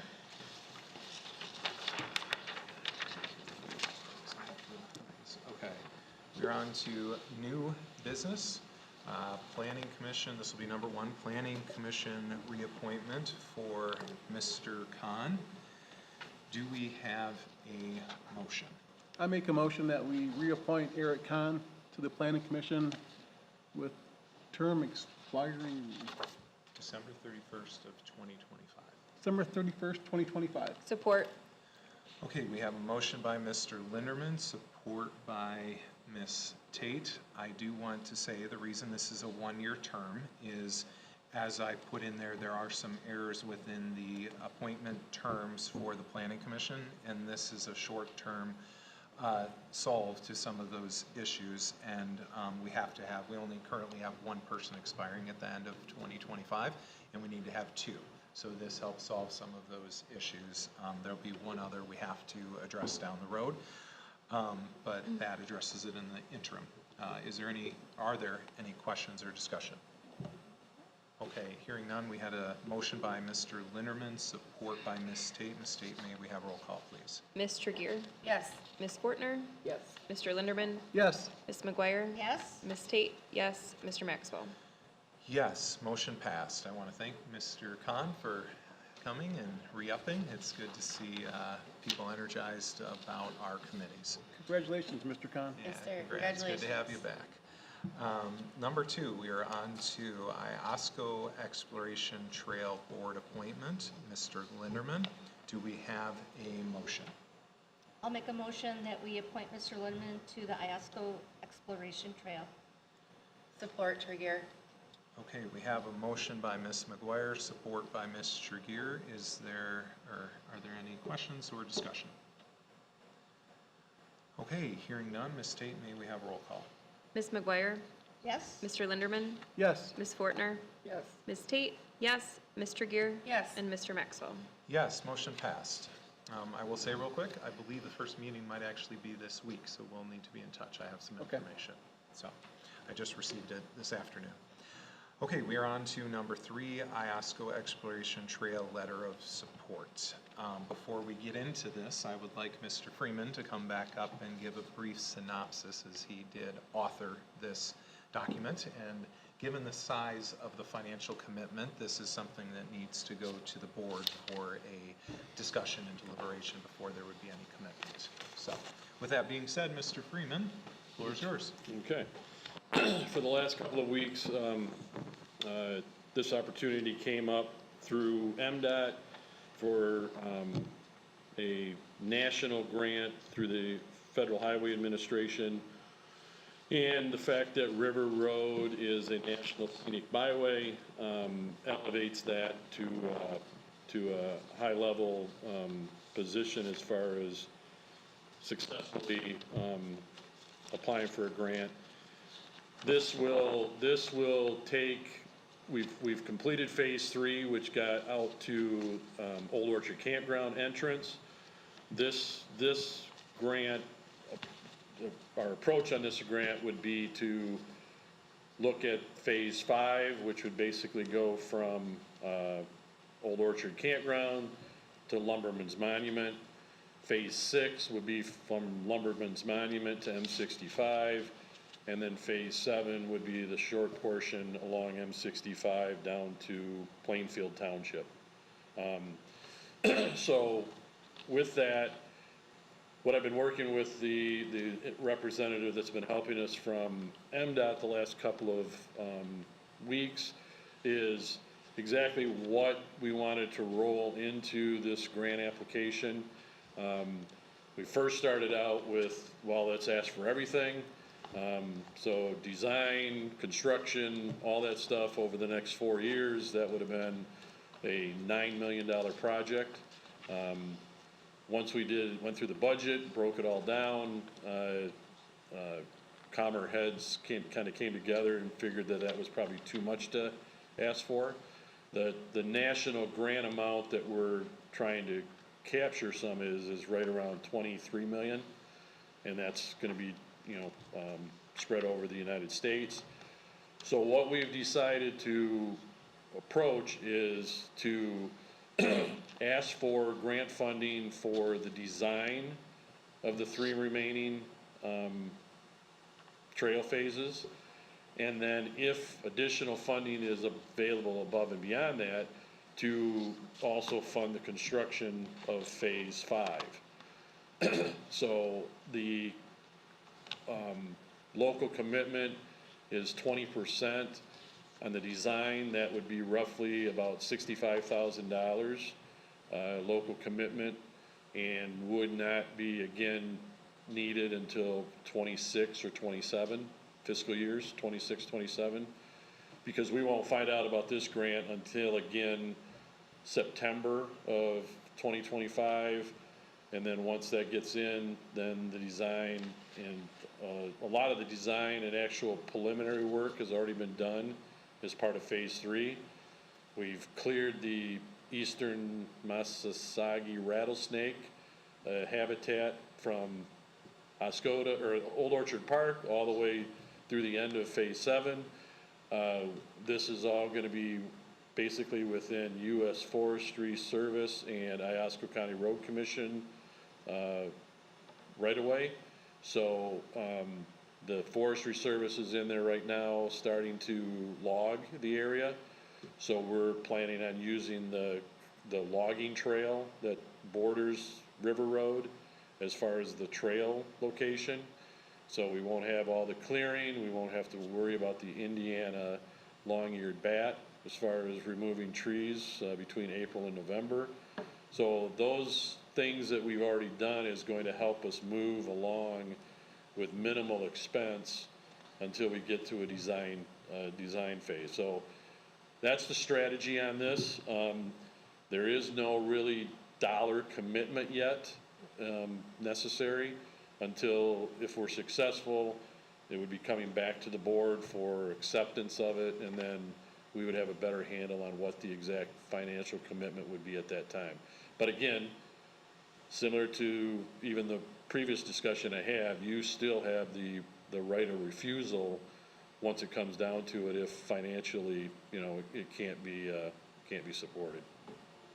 So this is just a letter of support to go into the application that it is within your benefit to pursue the grant application.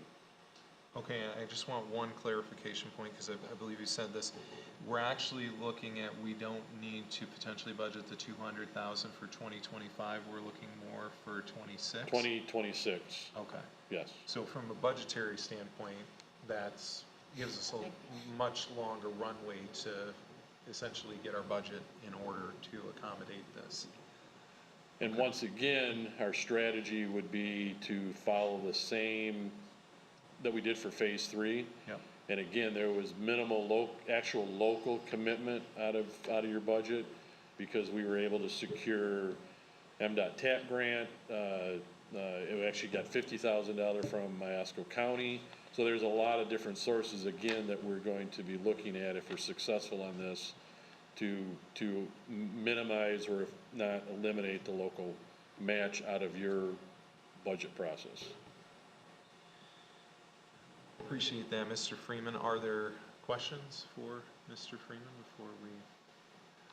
Okay, I think given the context of the time frame, it changes the pressure on us quite substantially. So with that being said, is there a motion to approve the Iosco Exploration Trail Letter of Support as presented? Motion. Okay, we have a motion by Ms. Fortner. Do we have support? Support. Okay, support by Ms. McGuire. Is there any additional discussion or questions about this?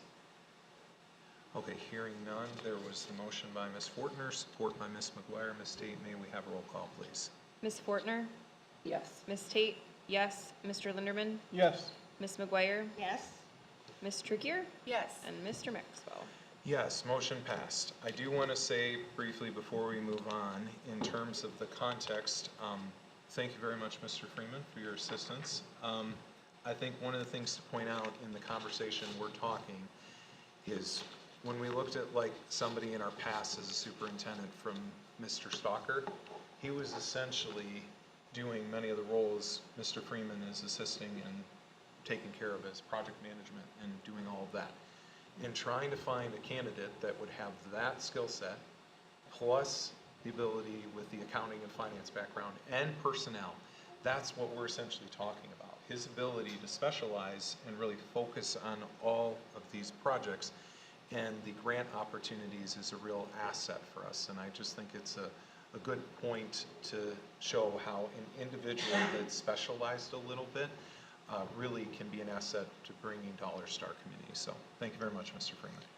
One ask is that I would need to have you email this signed letter to me tomorrow, if possible. Tomorrow, okay, we will add that to first thing on the agenda. All right, thank you. I appreciate it very much.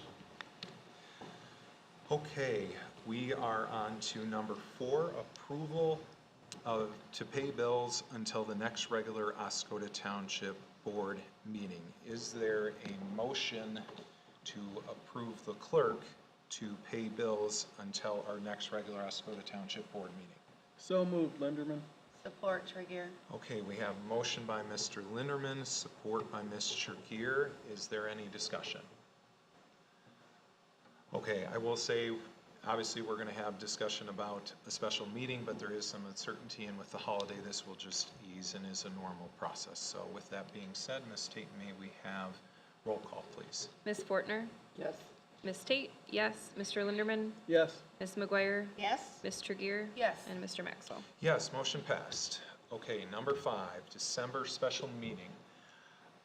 We need to have discussion before we would set a potential date. Obviously, through our discussion tonight, we have to have a special meeting to approve the 2025 budget for the fiscal year.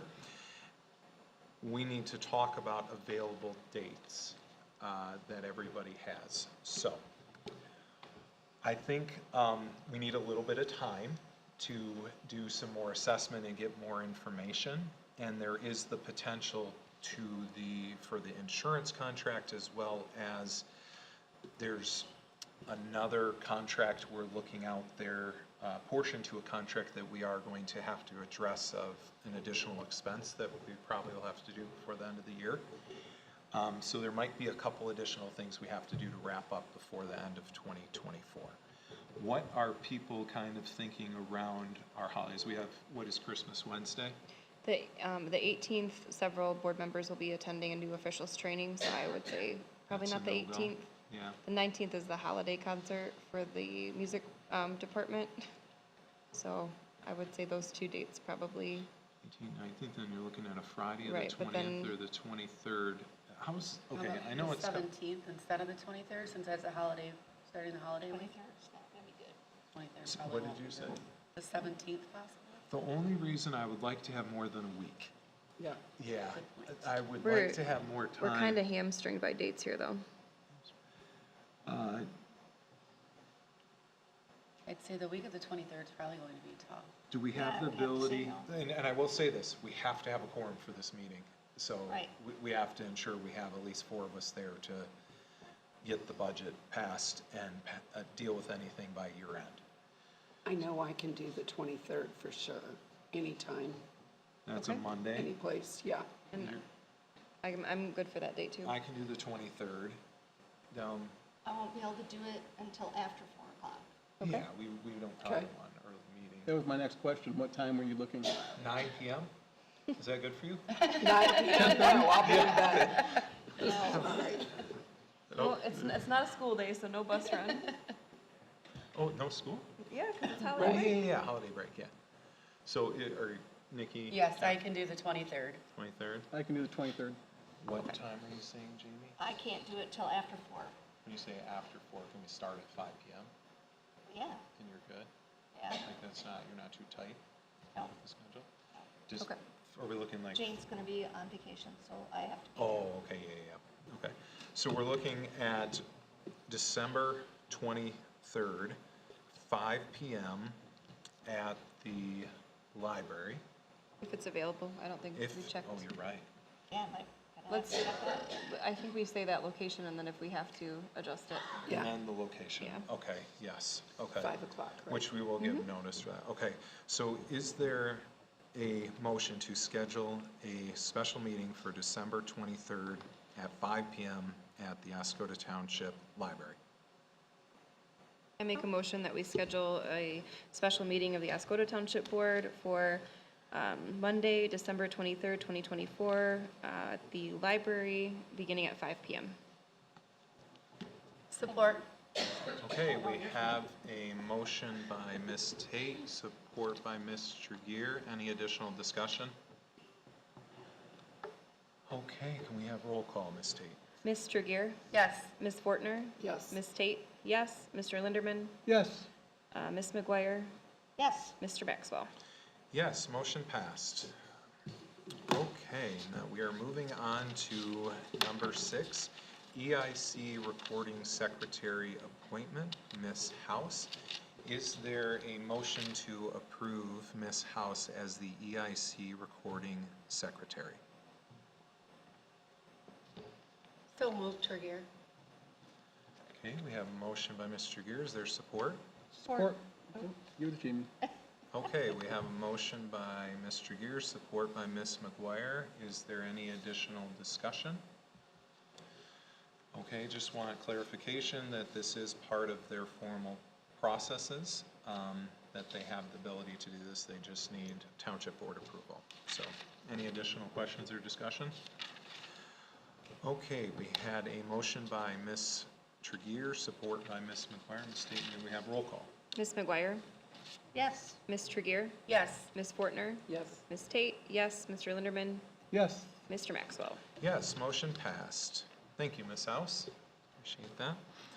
Number 7, Oscoda Township Board Member, CLIB, alternate appointment for Ms. McGuire. Is there a motion to appoint Ms. McGuire as the Cedar Lake Improvement Board Township Board appointment alternate? So move Linderman. Support. Okay, we have a motion by Mr. Linderman, support by Ms. Tate. Are there any questions or discussion? Okay, Ms. Tate, may we have roll call? Ms. Tregear, Yes. Ms. McGuire, yes. Mr. Linderman, Yes. Ms. Fortner, Yes. Ms. Tate, yes. Mr. Maxwell. Yes, motion passed. Okay, we are on to number 8, the added portion for the deputy supervisor job creation. For this, I think we should have a little discussion before we have a motion. Basically, this is where we're going to talk about, regardless of the superintendent, supervisor portion, the assistant or the deputy supervisor, we need to come to a consensus so we can make a job posting for a position and start that process. So, there were quite a few questions from Regina, Nikki, Jeff, you had a couple. Given the kind of context and all of that, where, what additional questions or reservations would you have about this? If I can sum it up, basically, we're removing the former title of assistant superintendent, and we're gonna retitle it as a deputy supervisor position, Yes. or whatever you, however term. Deputy supervisor. So really, all we're doing is giving a new name to an old job with some added responsibilities And Yes. pay. and pay. And a slight increase in the pay. And this is part of the whole structure of trying to reorganize us to a more sustainable future so that we have the ability to have more continuity, because it's been really difficult in-house for a number of years, and we've seen it from afar and seeing it up close. We have to start moving in a direction. And almost, if we did pivot in the future to a superintendent, we could actually retitle this person Absolutely. as the assistant to the superintendent. Absolutely.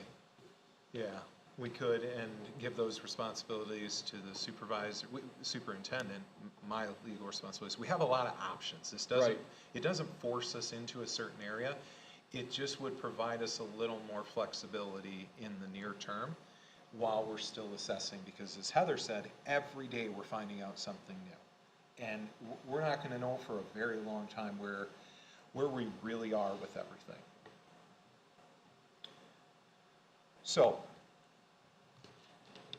I think we should, I want to talk through this and the type of motion that we're going to want to have, and that's going to create a deputy supervisor position, and I believe that we should essentially form a interview committee that would create man, this is getting a big Yeah, motion. no, you can't do that. I'm trying to think of the best way. Well, I was talking about it with potential options earlier today, trying to figure out what to do. Probably say, do the job first and then do the committee. I agree. We'll have to add an additional motion. Okay, so is there a motion to create a deputy supervisor position? I make a motion that we create a deputy supervisor position. Okay, we have a motion by Ms. Tate. Is there support? I'll support. Okay. We have a motion by Ms. Tate, support by Ms. McGuire. Is there any discussion? Questions? Okay, Ms. Tate, may we have roll call? Mr. Linderman, Yes, Ms. McGuire, Yes. Ms. Tate, yes. Mr. Gear, Yes. Ms. Fortner, Yes. Mr. Maxwell. Yes, motion passed. Okay, we need to have a motion regarding the job description and the pay. So how do we want to handle this? So wouldn't that just fall under you and the clerk anyways, because you're the personnel director? Why would you need a committee? It was just And then giving an you bring 'em- opportunity, yes, it yeah. was giving more opportunity for transparency. I don't mind talking about here essentially Okay. what I would like to do is set a salary, because I have to advertise that. Right. So that's one thing, but yes, I will be on the hiring committee as the supervisor and the personnel director, and I would try to bring in the clerk and the treasurer for that portion of the interview process. Right. And then this would also be, go to the board for a Anything. vote. Yeah. And we're talking, Yeah, we you don't would know a have to time approve it. frame because we have to advertise the position, open it up for applications, and then go through a selection process of that. And any that meet our minimum requirement, we would then do an interview process, and then we would present that to the township board. And this is part of what we're talking about with more transparency and involving more voices in the input phase. Because like, for example, with Mr. Khan's appointment, I made it a point to talk to the planning commission chair and the zoning administrator to get feedback. Unfortunately, I had conversations with the clerk and the treasurer, so I wasn't able to speak with Mr. Linderman about that, because it would have put things in question. So under normal circumstances, I'd like to have those discussions, but it's having more of that change in culture where we're having more collaboration. So I would like to see, is there a motion to set the base salary for the deputy supervisor at $50,000 with benefits? I'll move. Okay, we have a motion. Do we have support? I'll support. Okay, is there any additional discussion? I have a question, probably for Jamie.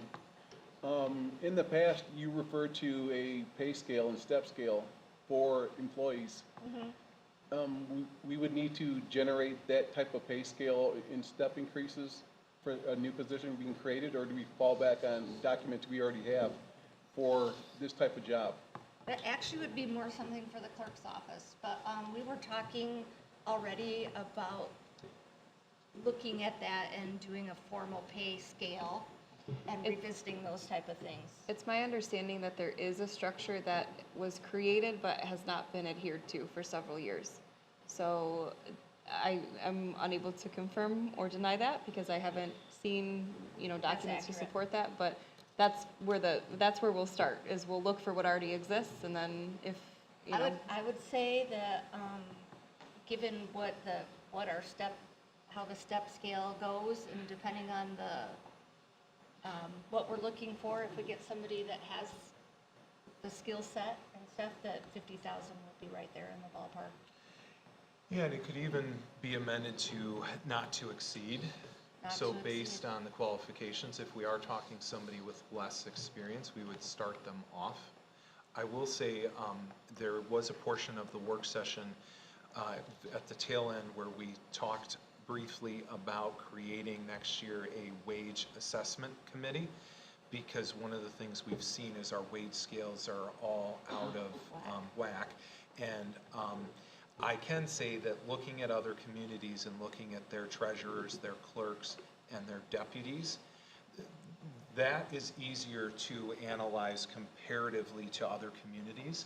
Something like our parks and DPW is much more complicated because we're the 5th largest, I believe, landmass in the state of Michigan, township, 3rd. I've heard both numbers. Yeah, I've heard a bunch. I've heard top 5, and so I apologize, but we are in the top 5. And when you look at the number of parks and the scope of what they have to deal with, it's going to take a much broader assessment than looking at some of these more transparent positions that most communities are having with clerks and treasurers and deputies. So I've been able to see, and that's part of the reason I've talked about this and use this number, is I think we're going to get into a position in the near future where what we're demanding out of our deputies, our deputy clerk and our deputy treasurer, if we don't increase the compensation a little bit, we're going to potentially, we would create a position where staff would leave for another position, given the job market right now. And as well as when we're talking structurally, handing a couple additional responsibilities to those deputies is definitely something we've discussed. We've even, in one instance, we've delegated something additional to one of the deputies, and they've been more than willing to take that on. So Along with these pay scales, I think we need to have a built-in process for evaluation yes, for moving forward. Because Yep. we can't just put a number out there, you're gonna be guaranteed X amount per year increase without any kind of evaluation or performance review by the department head and/or connected persons to that unit. absolutely, totally agree, and that's part of what we're talking about. And one of the things that's been disappointing is like some of our township employees are getting 2%. Others, there's, in some instances, it's a 3%, and in others, it's a 4%. And really, we should have a much stronger understanding and basis for how we form that number. This is a cost of living raise that you're Yep. talking about? Yep. And that can be exactly tied into that an employee would qualify it based on a performance review. But until we create, and that's what we're talking about, I think evaluations were supposed to be being done. I'm sure they were. Yeah, I'm sure they were. Well, But until we have all the documentation, board protocol, employee Right. protocol, everything being passed via and adopted via resolution, it's just, all of this is gonna take a significant amount of time. Yeah. So And this is a pathway to get there. I just have a question. Did we amend the motion to say not to exceed 50,000 or to set it at 50,000? I will amend my motion to say it not to exceed, depending on qualifications. Okay. Okay, and who was support for that? I was. Ms. Nate, do I you still amend support. your? Yep. Okay. Continued support. Okay, are there any additional questions Up to. regarding the motion? Okay, Ms. Tate, may we have roll call, please? Ms. Fortner? Yes. Mr. Linderman? Yes. Ms. McGuire? Yes. Ms. Tate? Yes. Ms. Tregear? Yes. And Mr. Maxwell? Yes, motion passed. I want to thank everybody. I know we're at the beginning of our term here. We have to talk a lot about this, but I appreciate the dialogue and transparency about this. Okay, we are on to unfinished business. I'll just briefly say Parks and Rec Committee, continuing research on that. Member of the public, I appreciate you reaching out with some information, but on the list of things with the budget, I've been a little waylaid, so we will address that in the future.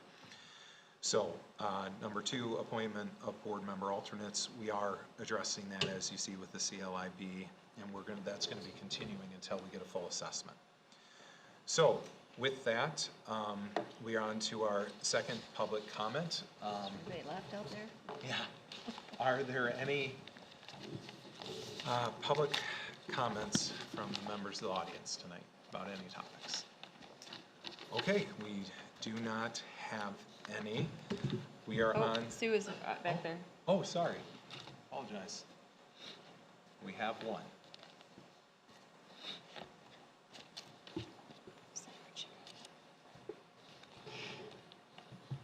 I just wondered where you disappeared to for a second. I forgot you have to go behind your secret curtain. It took me longer to walk here than what I'm about to say. Sue Miller, President of Shoreline Players. I just want to say it's been an honor being able to hold these meetings here because it was what the community needed, the ability to come in and have space. We understand that maybe you don't need that space now, but we are good neighbors and we will be here in the event that you do need more space. So, congratulations, keep up the hard work, and this is just Sue Miller, taxpayer in Oscoda Township. I think the deputy supervisor is an excellent idea. Have a good night. Thank you. Oh, yeah, and, wait, thank you, Matt, I was so focused on it, I forgot that. Shoreline Players, notice your headstones are gone. We'll be holding the 16th Annual Community Christmas Show this weekend, Friday and Saturday at 7 p.m. It is a free show as a way to say thank you to our community. There are over 40 performers in this show, and no, they don't all perform individually. There is a kids production, there are several, we have singing, we have dancing, we have poetry, we have magic, we have it all in a holiday theme. And then on Sunday at 6 p.m., we host the annual Special Olympics Talent Show. So we'd love to fill the house for those folks also and cheer them on at their event. And again, thank you all. Have a good night. Thank you. Thank you. Thank you very much, and appreciate the time here and the support. And actually, like, being here, it's a great venue. There's a lot of space, and for certain meetings, we'll definitely have to have discussions for large public hearings. Being right next door to the library, remembering that this is an asset for the community. And we have the ability to still use that as needed, so. Okay, any additional public comments? Okay, hearing none, we are going to move on to board member comments. We're going to start with, we don't have Mr. Cummings, so we're going to start with Mr. Linderman. Thank you, Mr. Supervisor. I have many concerns over what we discovered with the budget for 2024, and it's really discouraging to see what was left for our board coming in. I'm not here to point fingers, but I am here to tell this board and the public that we need to get to the bottom of why it happened and see what safeguards we can put in place so it doesn't happen again. It was eye-opening to hear the numbers that you referenced and the ARPA funds and how things were used, and it's very discouraging. But I think we can work through these problems, figure a solution so it doesn't happen again. Secondly, the Great Northern Lights Parade this weekend was fantastic. I think we need to have more input as we go, and this board, I challenge to put a float together for the 2025 parade. And I will be more than happy to help design it, drive it, move it, shake it, whatever needs to happen. But we need to get involved in our community, and that's a great way to show the positivity of this board to our community. Thank you. Thank you, Mr. Lerman. Good points there, and yeah, fun conversation. Okay, next. More work. Yeah, more in front of us. So, but you're for volunteering for it. So, next we're going to move on to Ms. Tregear. Sure. I would just like to say that although we have a lot of work in front of us, I think we have a great team, and working together as that team, we'll get through some of the issues that we're dealing with now, and hopefully be able to move on to some more of the fun business and activities that's coming our way for Oscoda. We have a lot to offer, so thank you. Thank you, Ms. Tregear, and I echo those sentiments. Ms. Fortner. I second what you said, okay? I mean, that's what it's all about, is coming, asking questions, learning. Absolutely. Anything else? Oh. Is that all? I'm sorry, are you all I'm complete? done. Okay, sorry. Yeah, no, I was expecting, after such a long meeting. Thank you, Ms. Fortner. Not Okay. everybody talks for 3 hours. Oh, here we go. Ms. Tate? So I already talked about the laptops. Hopefully those will be set up for the new board members tomorrow or this week at some point if they take a little longer than expected. Also, new officials, everyone is registered for a new officials training, so check your email. There was a slight hiccup where you might have also received my registration, so the date that you told me is the one that you have. If you have any issues or questions, you can contact me or Michigan Township Association to straighten that out. And then I just wanted to say a quick thank you to the theater and MICTV. I've been a longtime member and supporter of Shoreline, and it's unfortunate that we have to make some of these painful decisions. That's it. Thank you, Ms. Tate. Ms. McGuire? Speaking of fun things, I mailed everybody's tax bills out, so. Oh, yeah. Yeah. Yep. I got mine. If you haven't received them, give us a call. We've been getting a lot of mail back for places that we usually don't, so give us a call if you haven't gotten them. You did get your copy. It looks just like a bill. If you have your mortgage company pays your bill, make sure you read the message to taxpayer. That'll say right in there that to keep it for your records, that it's just a copy for you and that another copy has been sent to your mortgage company or financial institution. I also sent a yellow copy to anybody that has signed up for our ACH program. We do that free, and it comes out on the due date. If anybody's interested, you can contact our office, fill out the form and drop it off, and it comes out on the due date. That's all I have. Thank you, Ms. McGuire. So to round everything up, I want to echo a number of the sentiments that were expressed here. I think tonight, we have to have some of these hard discussions, and not even hard discussions, but we just have to talk over some of these things transparently. We're talking about 2 hours, 45 minutes for this meeting. There's going to be a lot of work front-loaded at our tenure, and the hope is down the road that we have a lot of these discussions have already taken place, and we've figured out our collective vision. It's going to take us a lot of work to do this legally and ethically and have these discussions. And I just appreciate the public that's here, the people that are watching at home, and this board willing to have this and these discussions respectfully. And I think this tenure is what we want to have moving forward. So just very much so appreciated. And we're going to have some hard discussions moving forward. So with that being said, it is 9:13 and I call this meeting adjourned. At least it's not midnight. Thank you, Mr. Supervisor. Yeah. Thank you for Holy that. cow, yeah. I was just teasing you. by I the way. know. It's under 3 hours, I'm impressed. It was, Yeah. given the context. Amen. Man, we found good news out from Rick.